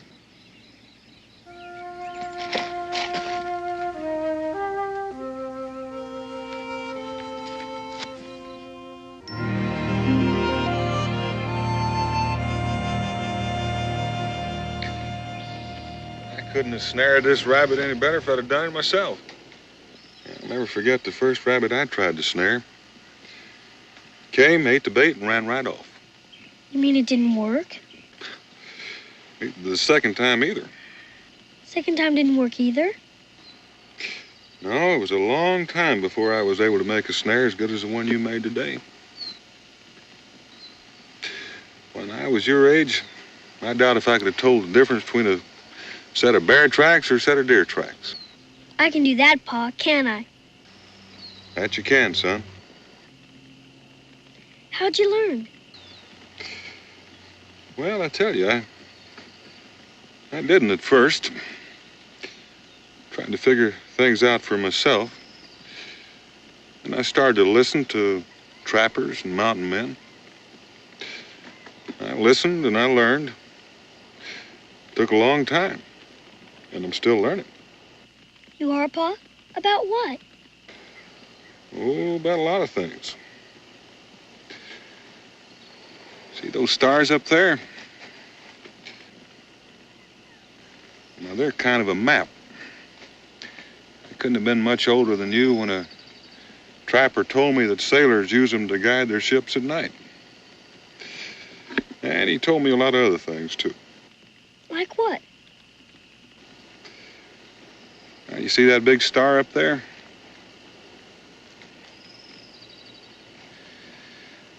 That one, I learned, will always lead you home, no matter where you are or how far away. This rabbit smells pretty good.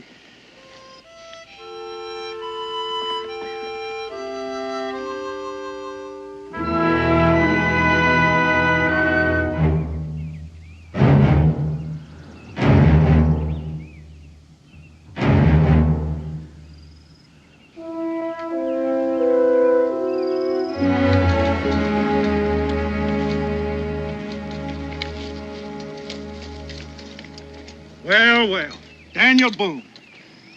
I haven't seen you in a dog's age. How you been, Sam? Fine, mighty fine, Dan. I'm a bit tired right now. You wore my feet to the bone on this last trip. How come you brought the boys so far out, Dan?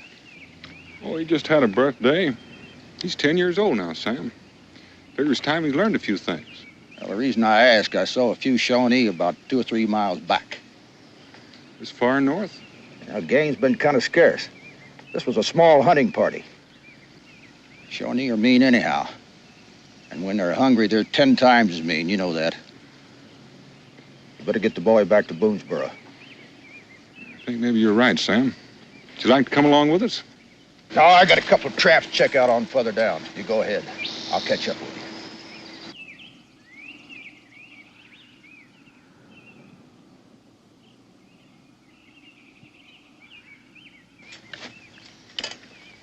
My. I just don't believe it. Sure grown up, hasn't he, Dan? You know something, boy? Last time I saw you, you didn't even come up to my knee. Well, so your pa's gonna make a man out of you, huh? Well, you listen to him good, you hear? 'Cause there ain't no finer trapper than your pa.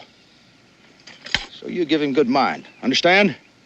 Your pa tells me you're 10 years old now, that right? Yeah, I got something for you. Let's see here. There you are. Make yourself a coonskin cap out of that. All right? Catch up with you, Dan.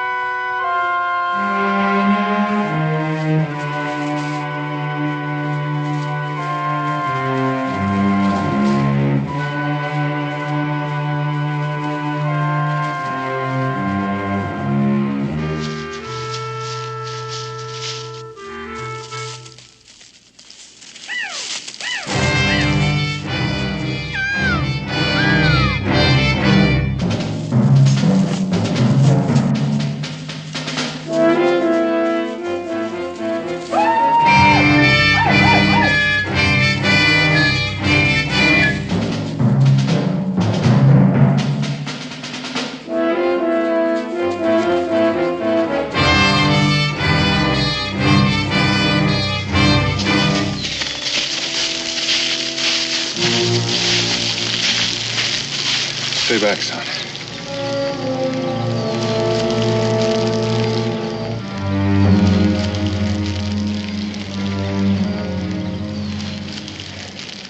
Come on, we've got to move quickly.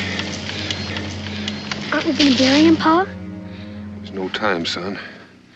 Sam would understand that.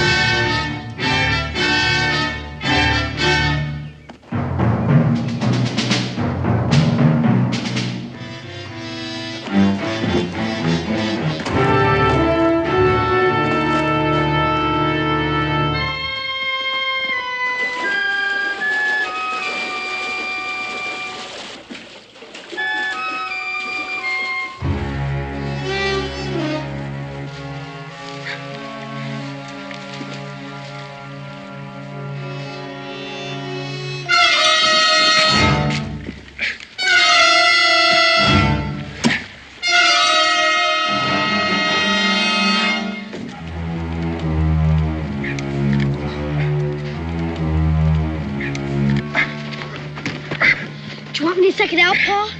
Now, you've got a loose tooth. Do you want me to help you over to that tree? No, just pump the poison into me. Get me some of that wet clay. Okay, Pa.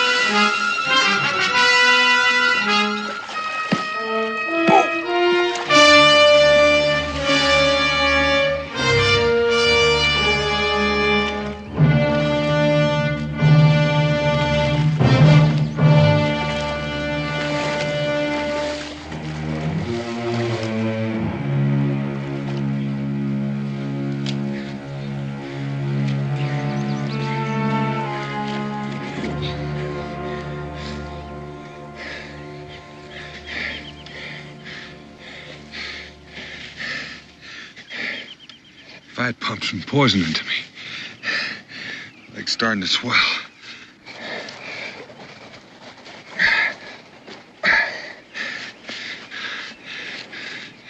Gotta move quickly, Israel. Shawnee's probably heard the shot.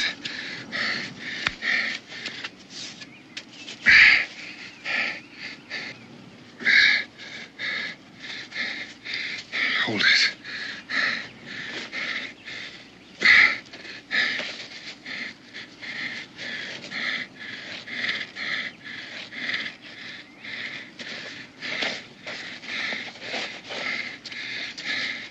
Turn your head away.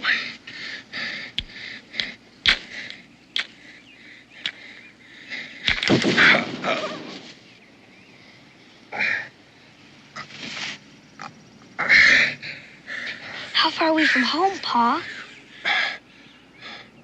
Quite a ways, son. You know, Israel, a man can get awful sick when a rattler bites him. How sick, Pa? Well, sometimes he gets to where he doesn't know what he's hearing or seeing. Sometimes when he talks, it doesn't make much sense. Can he get that sick, Pa? I can't tell, Israel. There's a chance I might make it, but it's a slim chance. It could be that it could get to where I won't even know you.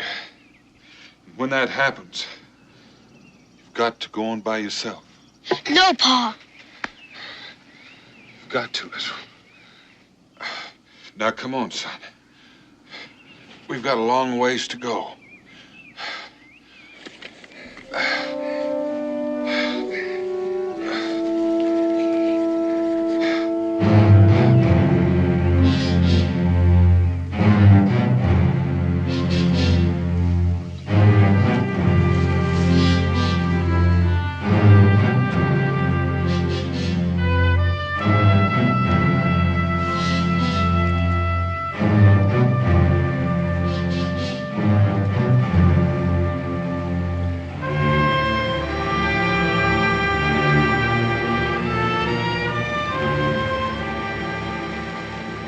Watch it. Pa! Help! Pa! Pa, help! Pa!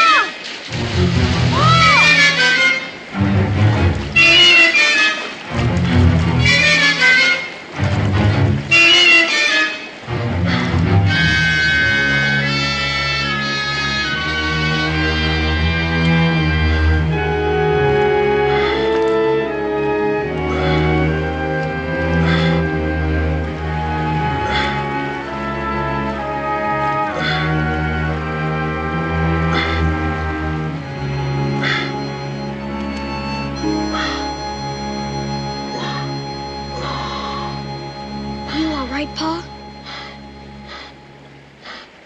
Are you?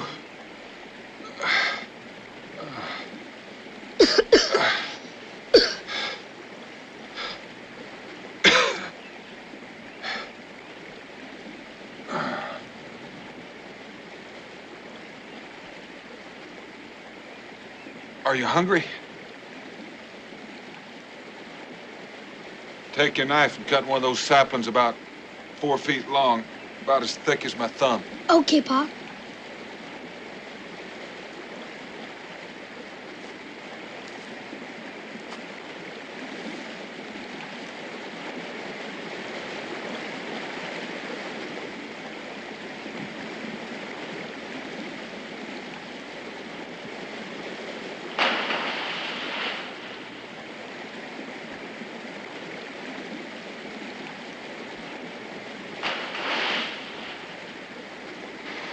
Israel,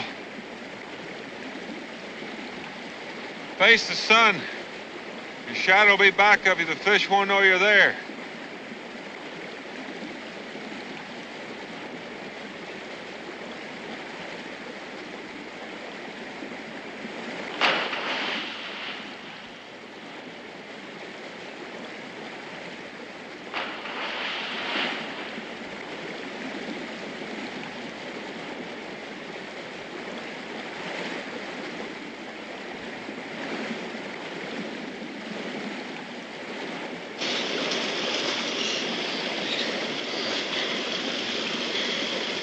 I'll get some firewood. No, we can't risk it. Shawnee might see the smoke. You mean we're gonna eat it raw?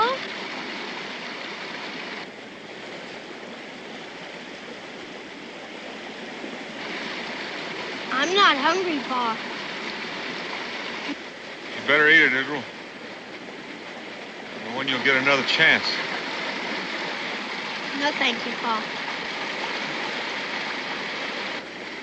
Eat it.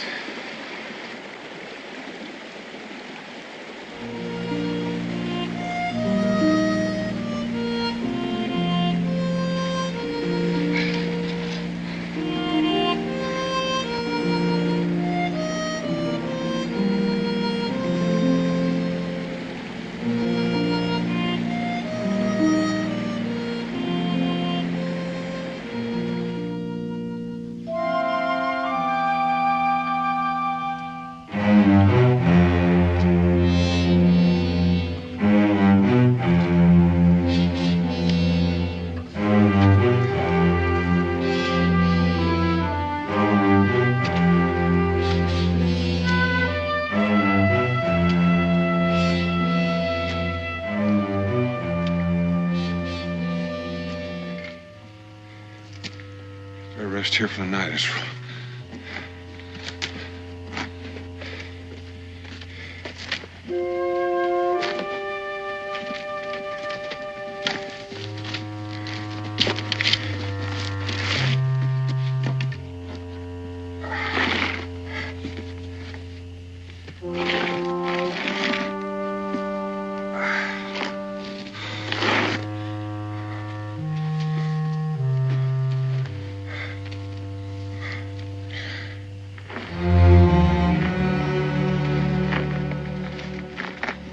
I'll make a fire. No, Israel. Shawnee's forgot. How do you feel? We come far? 5 miles at the most, boy.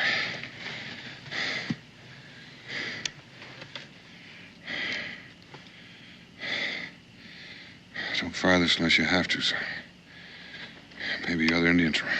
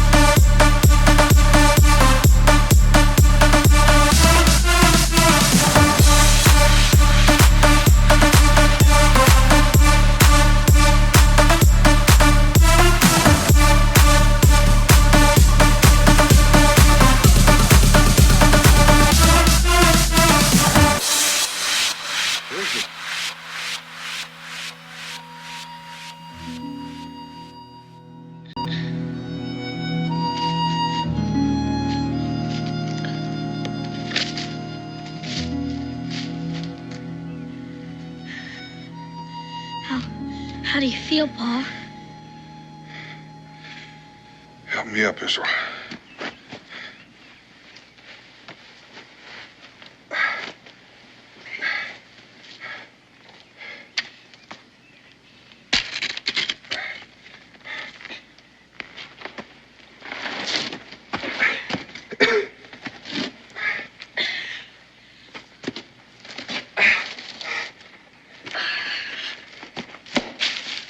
I made you a crutch, Pa.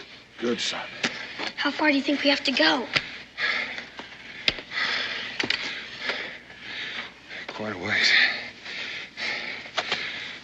We'll make it.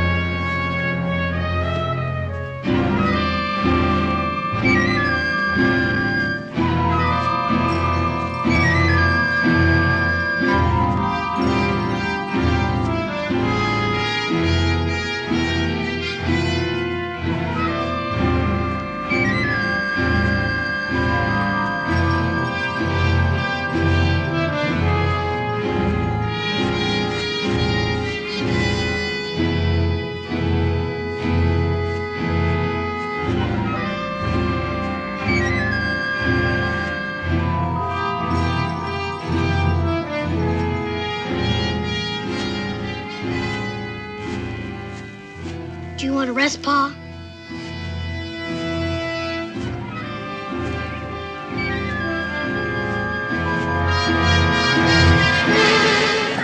Pa! Pa!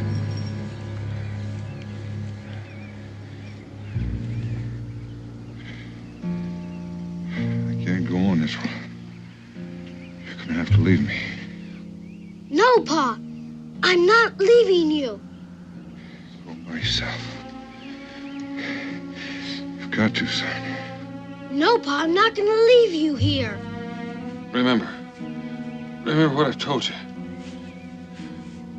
Follow the trail.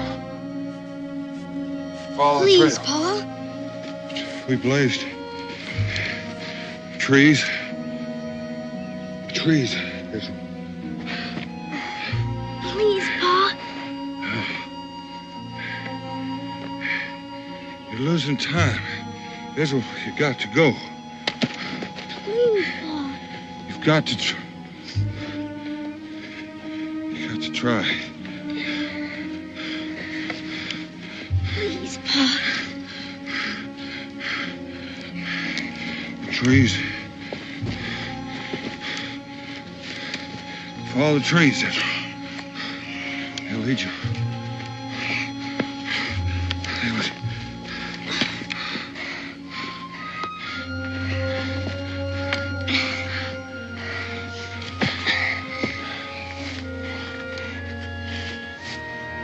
Please, Pa.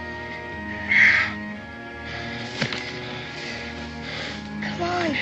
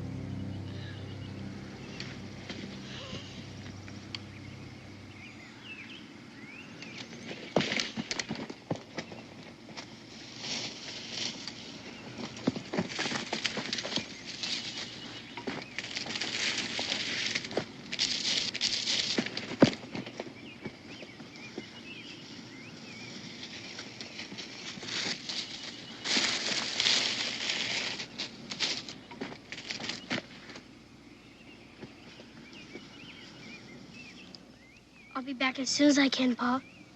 I've got to get help. We'll get you well.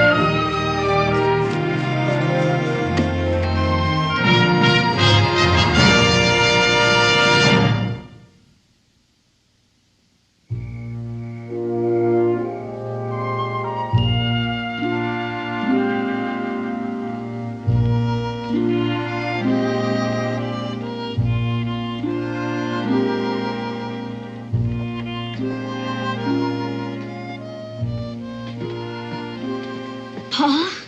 He's here, Israel. Cincinnatus and his search party went out on the trail you blazed. They found him right where you left him, all covered up. Is he all right? He will be in time. You did a wonderful thing, Israel. A very brave thing. You saved your father's life. I'm proud of you. So very proud. Oh, so very proud of you. Can I see him now?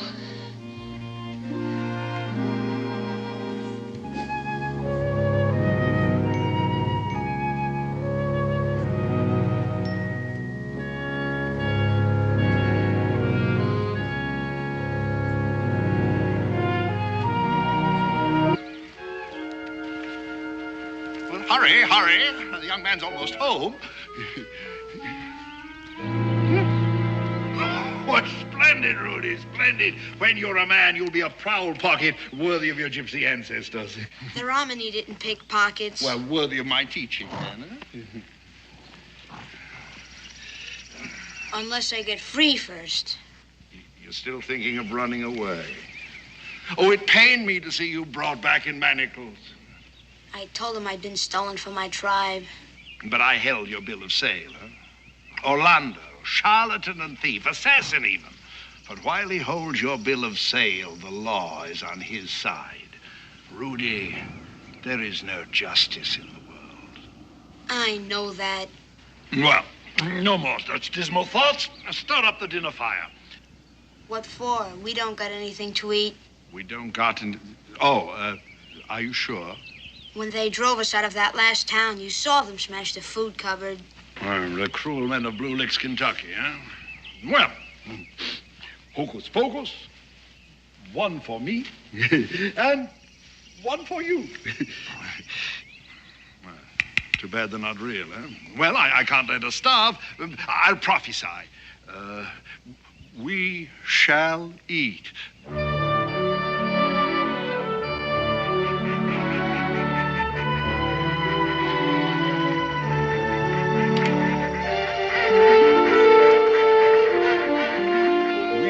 Shall eat. Yes, sir, my boy, we're going to eat. You prophesied that yesterday. The Blue Licks men are still after us. Shall I hitch up? No, they'll hear us if we move. I'll reconnoiter.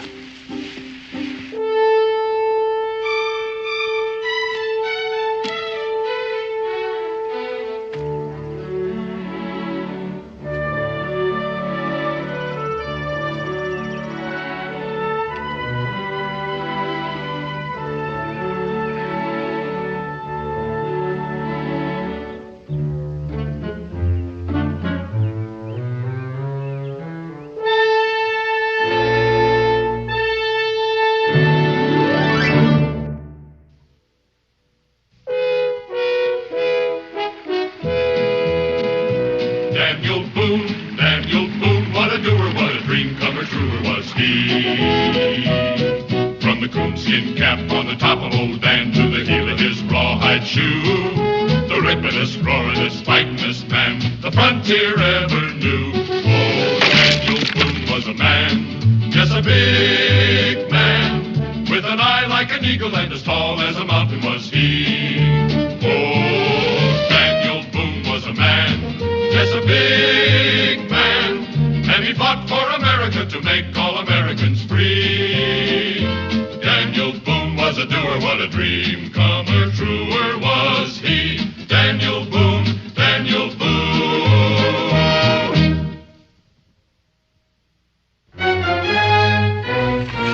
These fine samples of furs from Kentucky I'm bound to make the long journey to St. Louis town. These fine furs, as I've said, marten and beaver and fox, silver and red.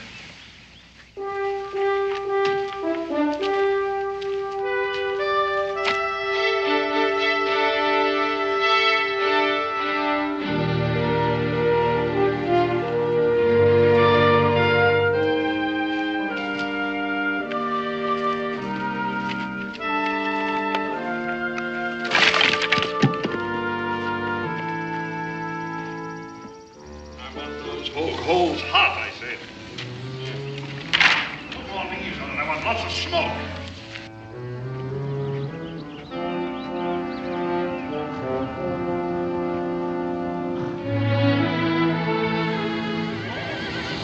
Welcome guest. Oh, we dine in company. Your fire and my mallard? I thought you was a Blue Licks man. Why Blue Licks? Well, the town, but I have many grateful friends. You see, I'm a physician as well as a seer into the future. So I noticed. Yeah, make yourself comfortable while I prepare our dinner for the table in a style much admired by the Tsar of Montenegro, with whom I used to hunt the wild boar in his preserves. Well, I don't think I know him. Oh, a true gentleman, as well as a monarch. Oh, these are superb. Well, I'd say they're about average, I guess. Oh, no, superb, sir, superb. I speak as a connoisseur. Well, all the better when I go to sell them. Yeah, well, I predict that you will be surprised. Fortunately, the mallet feeds itself upon the wild celery, thereby seasoning herself to our palates. Ergo, we require no herbs. You do have, however, I trust, a few grains of salt. Well, you're not very well provisioned. I'm accustomed to depending upon servants. I suppose that is kind of handy. Yes, in my own mansion at home, of course. Not, however, when I must answer the needs of the injured and sick in the wilderness. Observe how I season the bird quite evenly, all about the outside. Place it just in the right situation over the fire. It must not be too high. It must stay there just a moment. I remember my wife saying that a wild duck well prepared should fly at least once over the hot coals. Oh, a very perspicacious lady. Oh, yes. You see, the skin is browning nicely. In a moment, there will be a tiny, sudden explosion, at which time the bird will be done to perfection.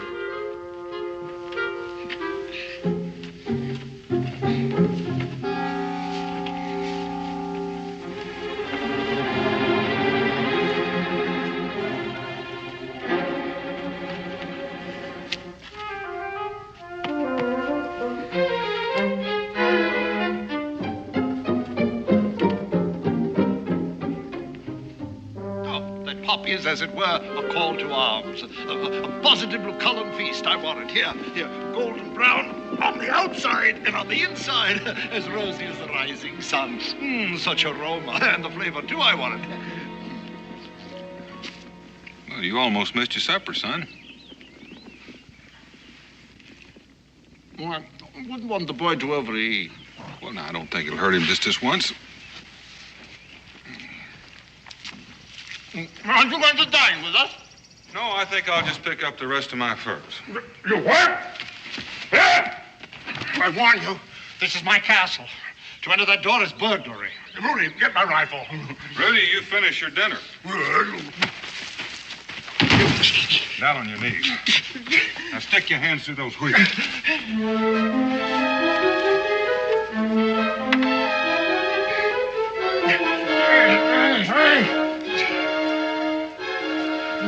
Don't you dare go in there! The knife first of my own! They're gonna come and thief! Get me out! Rory!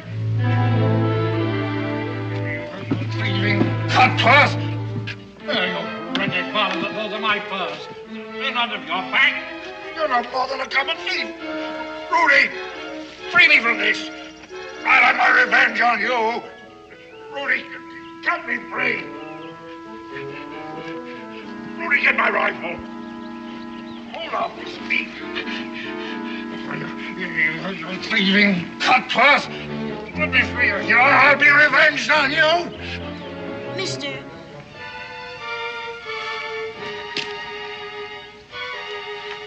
Hang on to your coat, son. Rudy. Mister. Oh, mister. Rudy! Rudy! Oh, mister!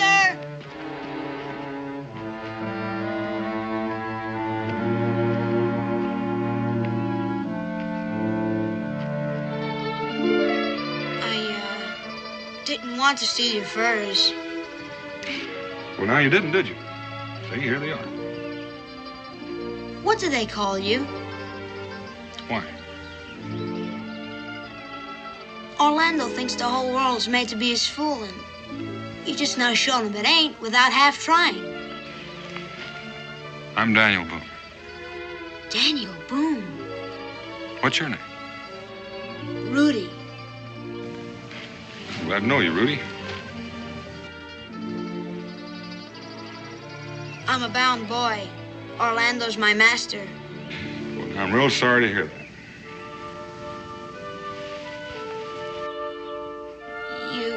You don't mind?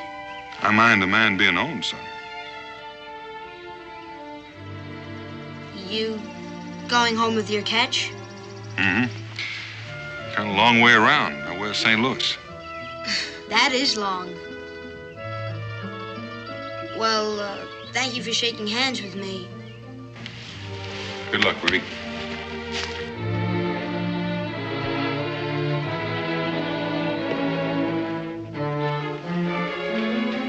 Rudy, come here and free me at once.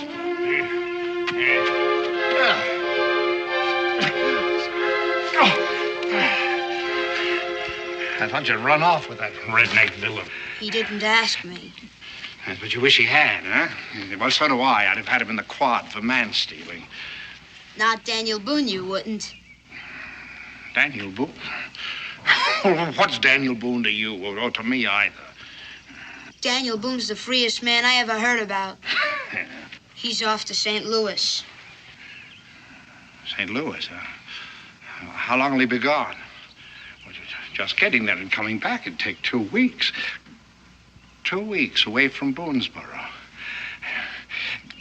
Rudy, do you know what I'm going to do for Daniel Boone? I'm going to forgive him for the pain and the humiliation. I'm even going to forgive him for breaking into my castle. Hitch up, boy. We're on our way to Boonesboro.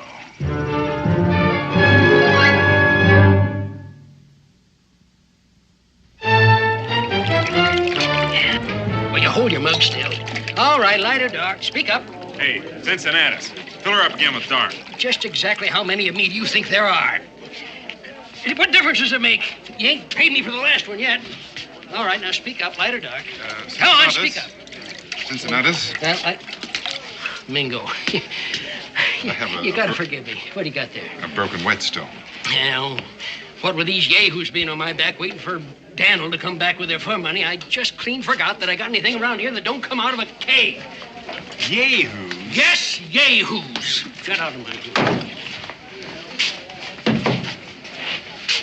All right, now, I tell you, it's a downright pleasure to have a customer come in here that's honest. Now, what can I do for you? Whetstone. Oh, whetstone. Let me see now. Check my stock here.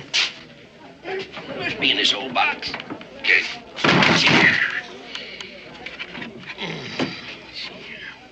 Well, I got good bargains here. How about this rabbit and plane? Huh? That's good shape. Just a whetstone, Cincinnatus. Can't use it, huh? Well, then, let's see. Let's look up here in this end of the box. Two of the best. I'm busy, can't you see? I seen it here yesterday. I know it's got it here someplace. Cincinnatus, I said two of the best. And I said I am busy. I've got a customer here. Well, what do you think I am? What do you look like? Well, you just take a look at this and use your imagination. He's got credit, ain't he? How about my share of that? The best fur catch in 17 and 58 out in the strong room, huh? Yeah, how about that? What do you got to say to that? Why don't you gentlemen wait until Daniel gets back from St. Louis, huh? I wished I'd have sold mine to that fur buyer that come by. That fella Orloff that wanted to buy 1,000 pounds of fur for less than 100? That's why Daniel went to St. Louis. Well, at least I could buy a mug of rum and not get insulted. Why don't you take your furs out now? You could probably still catch up with Daniel. Well, that ain't what I mean. Well, then just exactly what do you mean? What I mean is that for 2 coppers, I'd take this keg of beer and I'd break it over your fat head. Well, go ahead. I'm ready for you. Gentlemen, don't you hear what I hear? That sounds like a medicine show. A medicine show? Yes, a medicine show. Oh, I tell you, that was close, Mingo. I was glad you was here. I tell you what, with nothing to do with them fellas had broken my back. Cincinnatus, now may I have my whetstone? Oh, Mingo, why don't you just look for it yourself? Ladies and gentlemen, one and all, I invite you to step in out of the inclement weather. Come, gather close, boys and girls, if you will. Come into this friendly circle. You're going to need a lot more water for that elixir. Greetings, dear friends. Greetings from Orlando the prophet, Orlando the seer. And here for a prophet, no doubt. Hey, when's the show start? Oh, be patient, good friend, be patient. All will be revealed in time.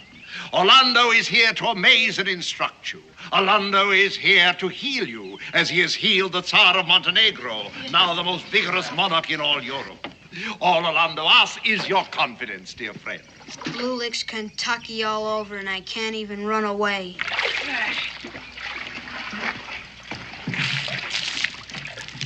Quite a load you have there, son. You just go on about your scalping engine and let me alone.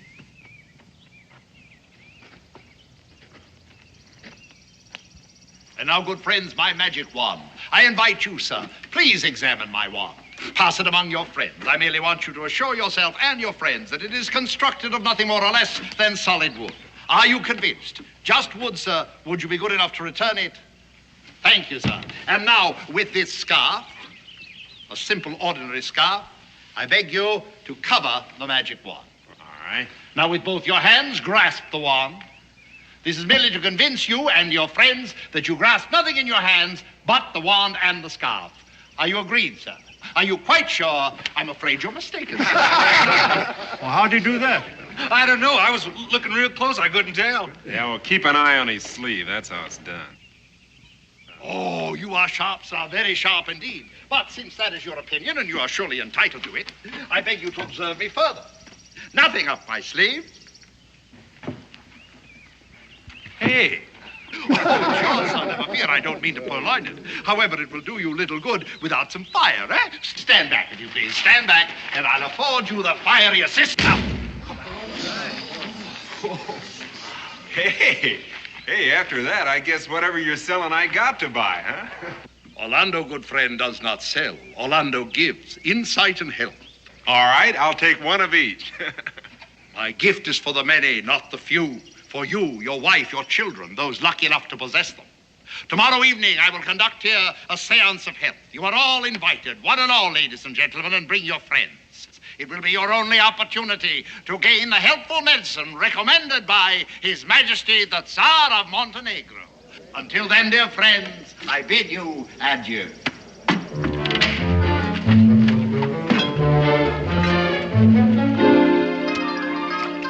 Elixir for general run-down condition, elixir for the bloat, elixir for puniness in infants. We're going to need some more weak blood conditioner. What color? Purple's rich. You know, this is a better town than Smoky Joe. I predict 10 pounds clear profit from this one seance. 12 maybe, 15 if all goes well. You could have sold a batch to them you had outside. I thought you remembered Blue Licks, Kentucky. Never again will I work a town piecemeal. One seance in each place, and one only. Then out fast with the whole take before some sorehead starts trouble. Why not get it over with? Why wait till tomorrow night? After all I've taught you, milk the territory, boy. There are houses and farms all around the fort. Here, I'll finish for this elixir. You take a packet of flyers and work up a crowd. And don't miss anyone. And keep your eyes and ears open. Remember my teaching. I know how prophesying is done.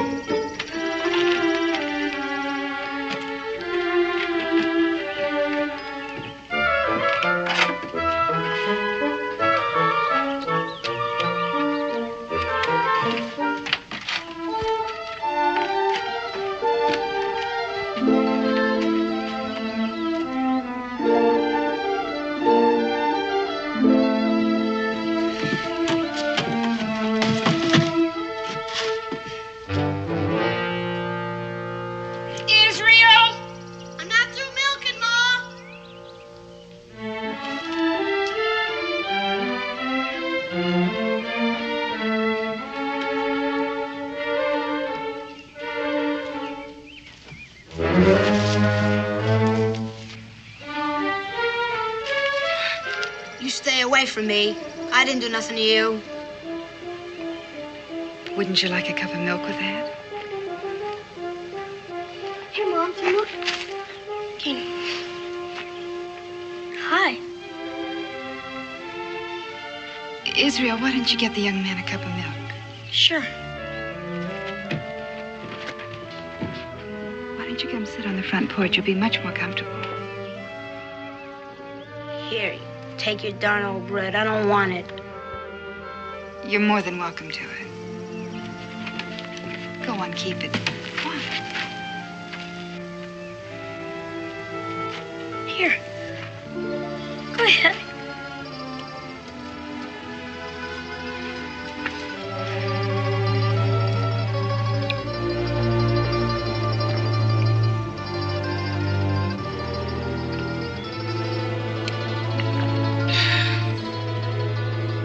You were thirsty. Come on, son. Sit on the porch. Come on. Come on, now. Ma, can I have a slice of bread? Yes, just one. I don't want to spoil your lunch. Oh, it's so fresh, it's going to be hard to cut.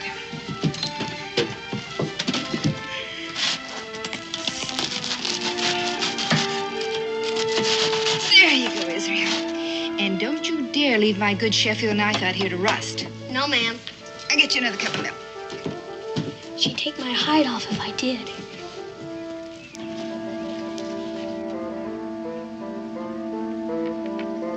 It is a beauty, isn't it? Pa ordered it all the way from England for my mom's birthday. What do they call you? Rudy now.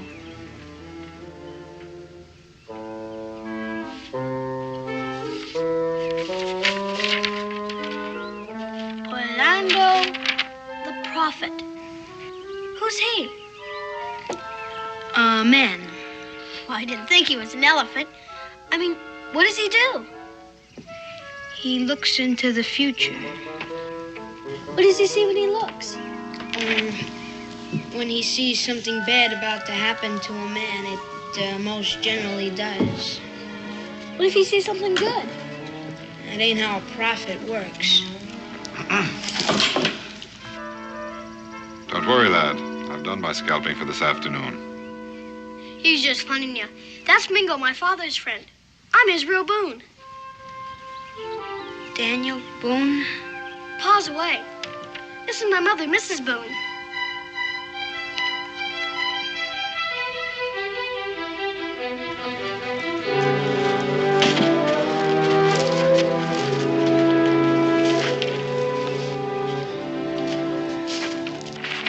Tomorrow evening at the fort, be sure to come. It's Orlando the Prophet. What's wrong with him? Hey, Rudy! Wait! What kind of man is this? I've seen him. I believe the boy is his bondservant. Poor child. I know what that means.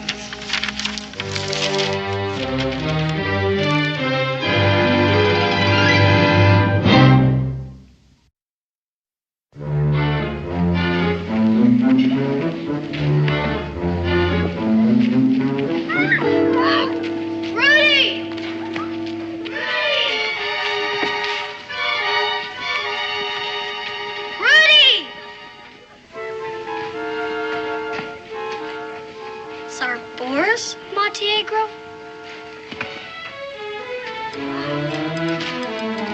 Rudy! Something, my young friend? Yes, sir. I'm looking for... Orlando the Prophet, hmm? You him? Oh, yes, I see your problem. Oh, biliousness is in the eyes. But you'll have to wait till the seance. A rule enjoined by the inflexible necessities of science. Yes, sir. But the Tsar of Montenegro was named Savant. I learned that in school. So was his father. Well, indeed. Well, my young scholar, you'd best keep that to yourself, hmm? Some prophet. Doesn't even know geography. Rudy! Open up! Listen, I saw you come through the gate. All I want to do is talk to you. Rudy!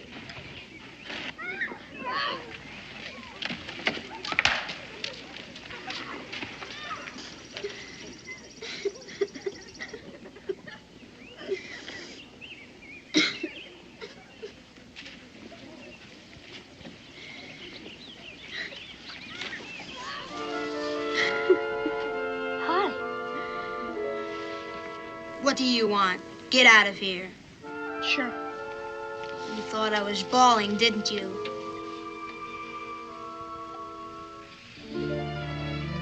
Well, I was.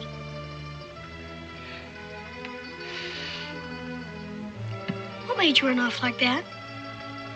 Nothing. I had things to do.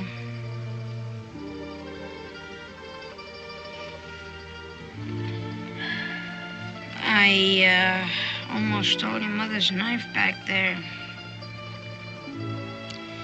Well, you didn't. You talk like your father. Do you know him? Daniel Boone shook hands with me. Why wouldn't he?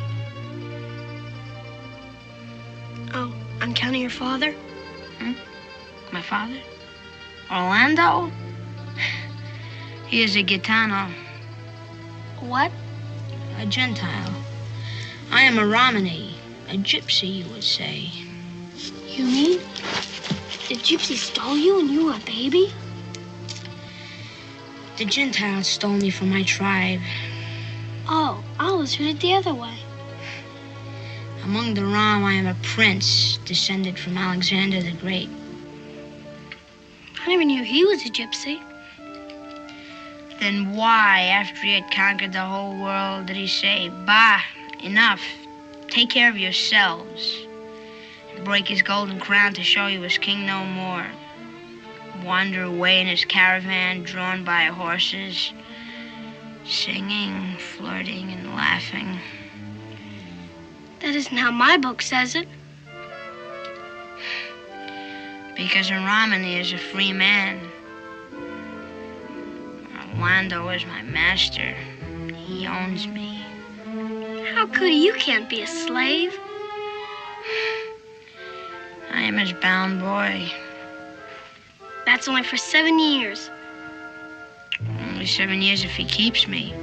If he sells me before my time is up, it can be another 7 years. So on with the next master and the next. But that's not right. According to law, I mean. Sure wish I could buy you free. You can't. That's why you wish it. Listen, Rudy, why don't you tell me where you're going after you leave here? And then I'll tell my pa when he gets back. Oh, even if we ever know, I cost too much. How much? 90 pounds, 100 maybe. Maybe more. Maybe even more than Orlando thinks there is in this whole town. And he always thinks too big. Does he, huh? Well, listen, you're leaning against more than that right now. Don't joke with my freedom. I'm not joking. See that strong house? Money? Furs. Your father's? Everybody's. Worth better than 1,000 pounds. 1,000 pounds. Once a dishonest fur buyer tried to get him for practically nothing. Pa said he'd see him in the hot place first, and went to St. Louis with samples to sell directly to Mr. Chateau's house. Want to go home with me?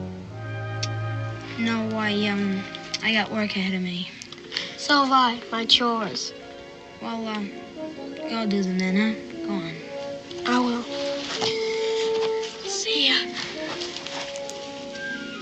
Rudy, you've got to get free. You just got to. Thank you for telling me. All I meant was, I'll do what I have to. So will I. I'll do what I can, too. Just go. There's nothing else that you can do. I can. I can try.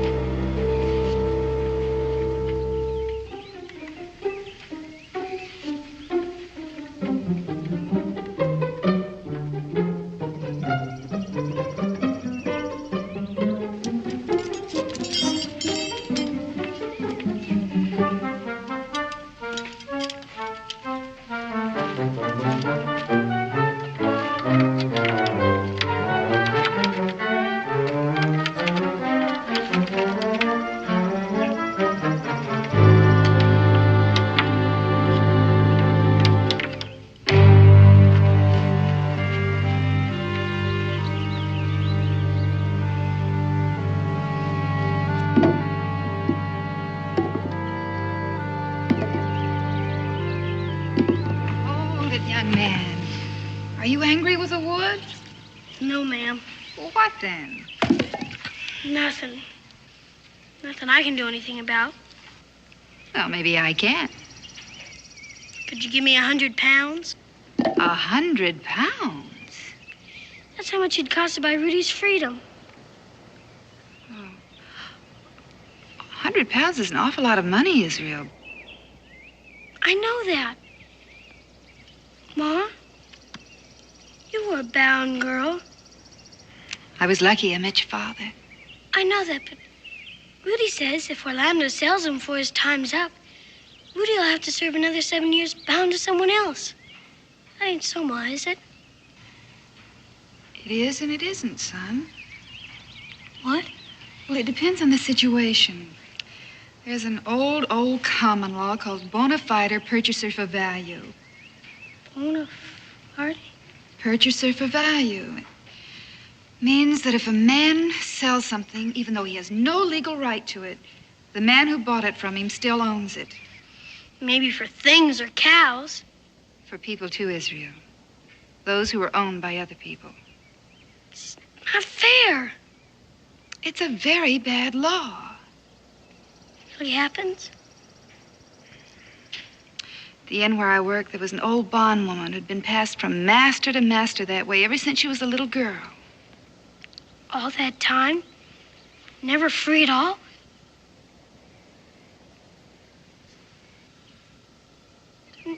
Rudy can be a slave his whole life long.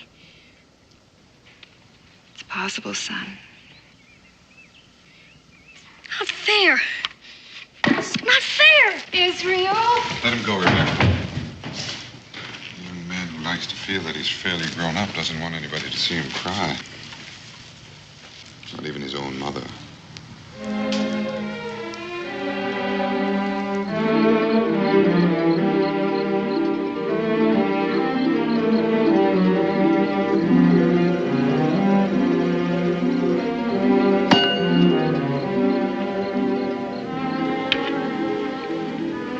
Trappers?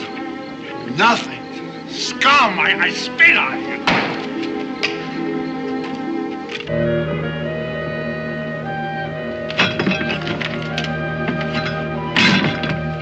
I gave out all the flyers. Well, I accept my congratulations.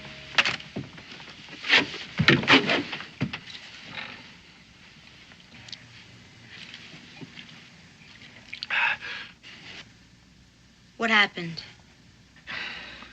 And I scraped bottom buying rum for that scum in order to soften them up for the seance. And then they tell me there isn't a sixpence of hard cash among the lot of them. How much would you take for me? That's something I'll soon know. Would you sell me to myself? To yourself? I want to buy my bill of sale. What with? Your fleas? With this.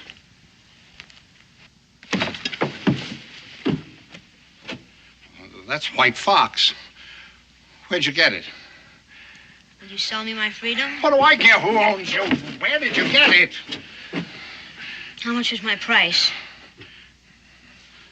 How much of this stuff is there? Would you take 50 pounds for me? 50 pounds? Well, I paid close to that for you when you were a raw kid. With all I've taught you, I could get 100 from any gull in Philadelphia. More. Why, they'd fight to buy your bill of sale. It's a long way to Philadelphia. You can't get there without money. Are there 75 pounds in that cash from which this came? Is that my price?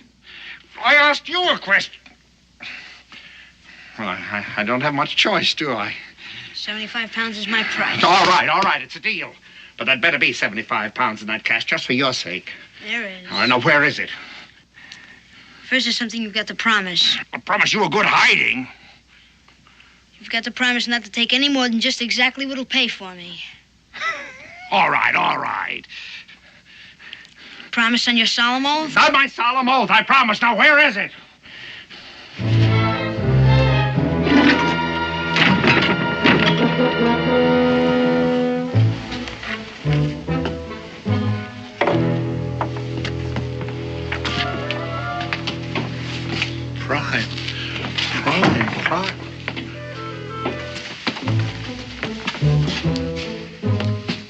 Yolanda.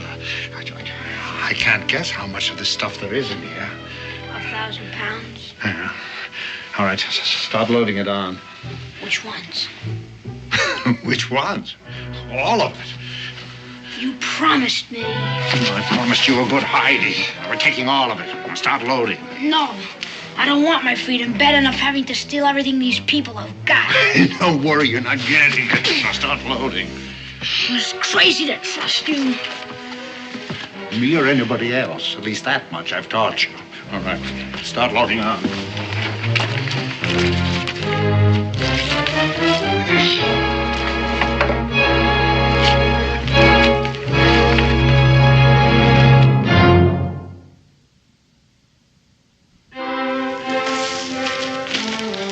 Rudy sure is gonna be surprised. He didn't think we could help.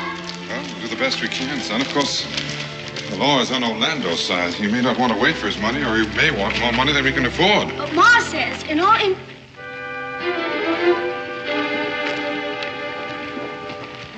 They're gone. Yes. Well, what's become of him? Where is he? You know just about as much as we do. Hello, Mingo. Well, the seance was tonight. Hey, when he found out there wasn't a lick of money in town to buy his elixir. You know, if looks could have killed, we'd have been dead men. When Martha read that the prophet had an elixir for rheumatiz, why, she sent me in for a bottle. He's no prophet, Mr. Loomis. He didn't even know that Tsar Montenegro's name is... Israel. Well, I don't know what I'm going to tell her. Her hopes are awful high. That's the trouble with men like Orlando, Israel. They scavenge in the hopes of good people. Poor Rudy. Israel, come along.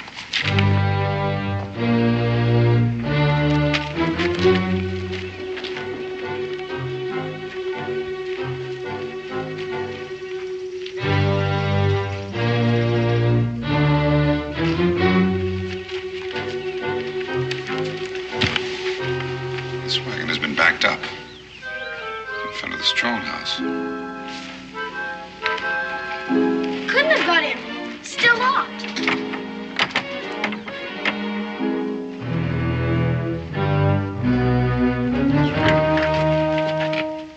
What's that? A picklock. A what?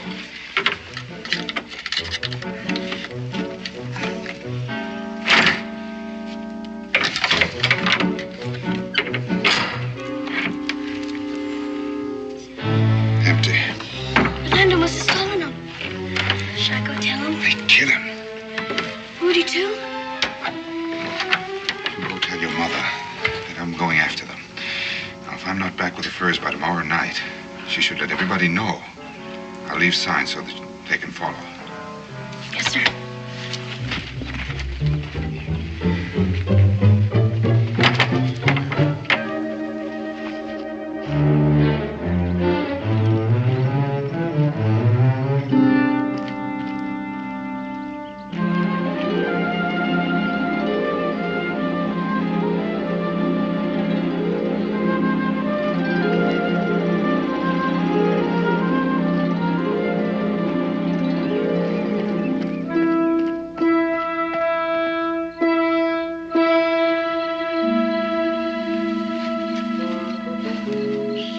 Any Baltimore fence would give me £600-700 for those furs.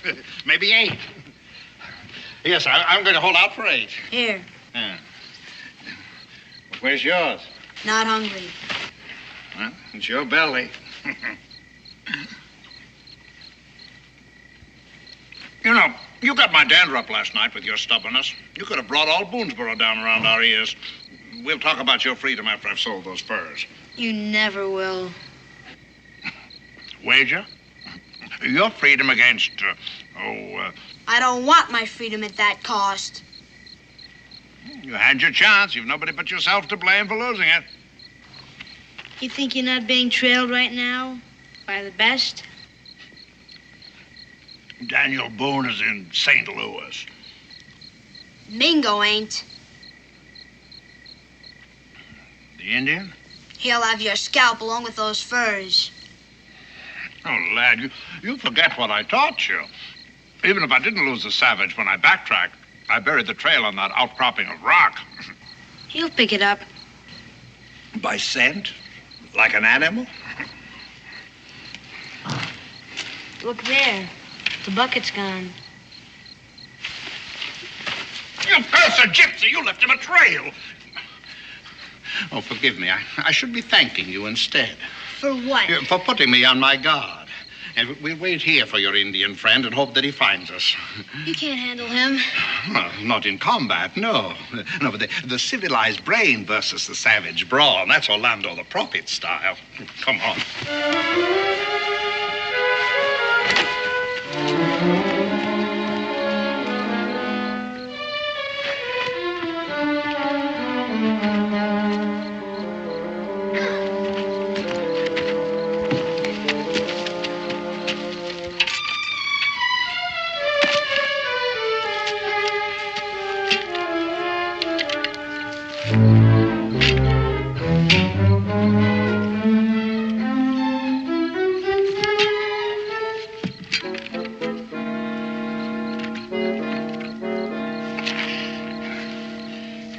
You know what I'm doing? And you'll learn soon enough.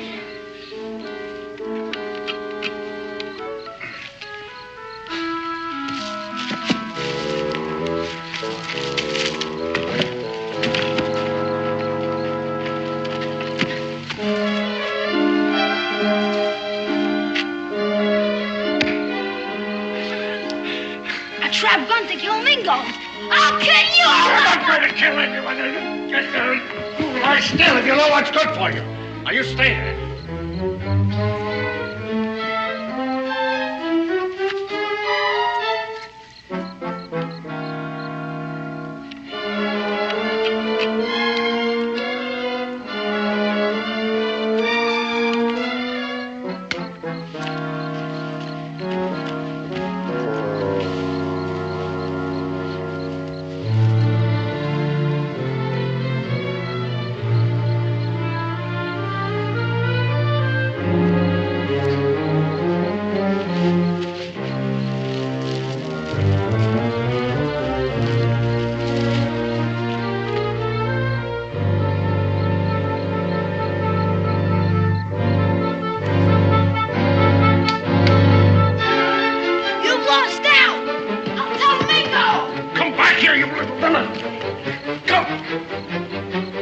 Orlando?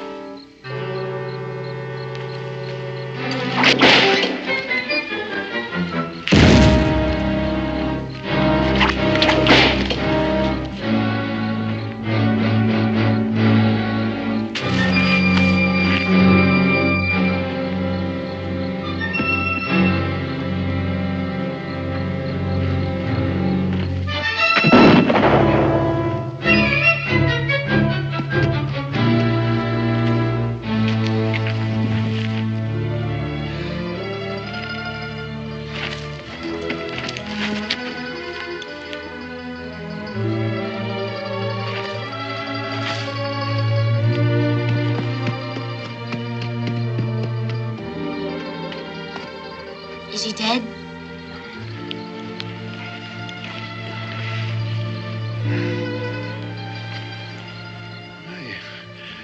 You did kill me, lad. Though I still don't know just how. Oh, no, no. He's ashamed of being smart. Oh, lad.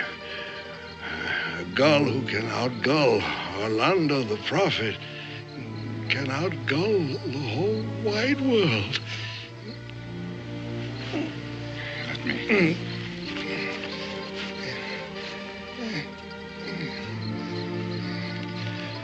It's yours.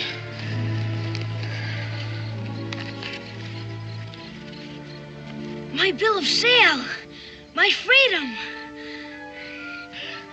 The wagon, too, is yours. As I taught you better than I knew. You start where I left off. And when they ask you how you came to be so wise, you tell them Orlando the...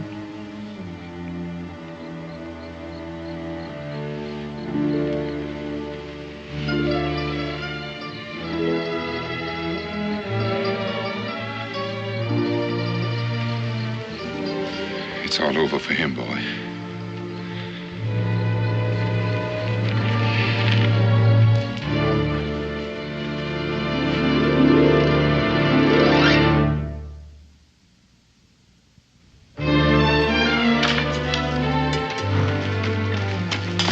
I'm finished.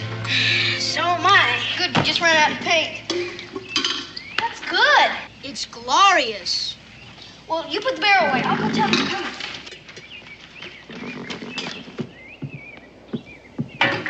Come on out. We're finished.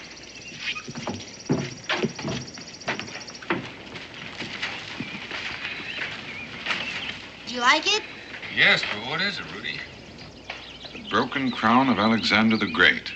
Well, now, how in tarnation did you know that? I read it in a book once. It's an old Romany legend. He was Rudy's ancestor, and when he was through conquering the world, he said, "Oh, you people go rule yourselves," and broke his crown, because gypsies like to be free. And now I am free. Well, you're not leaving us already. I heard there were Romany tribes nearby, and they will help me find my own people. Do you mind if I ride along with you, Rudy? I would be proud. Goodbye, Mrs. Boone. Goodbye, Rudy, and good luck. Goodbye, Mr. Boone. Goodbye, Rudy. Goodbye, Rudy, and hurry back.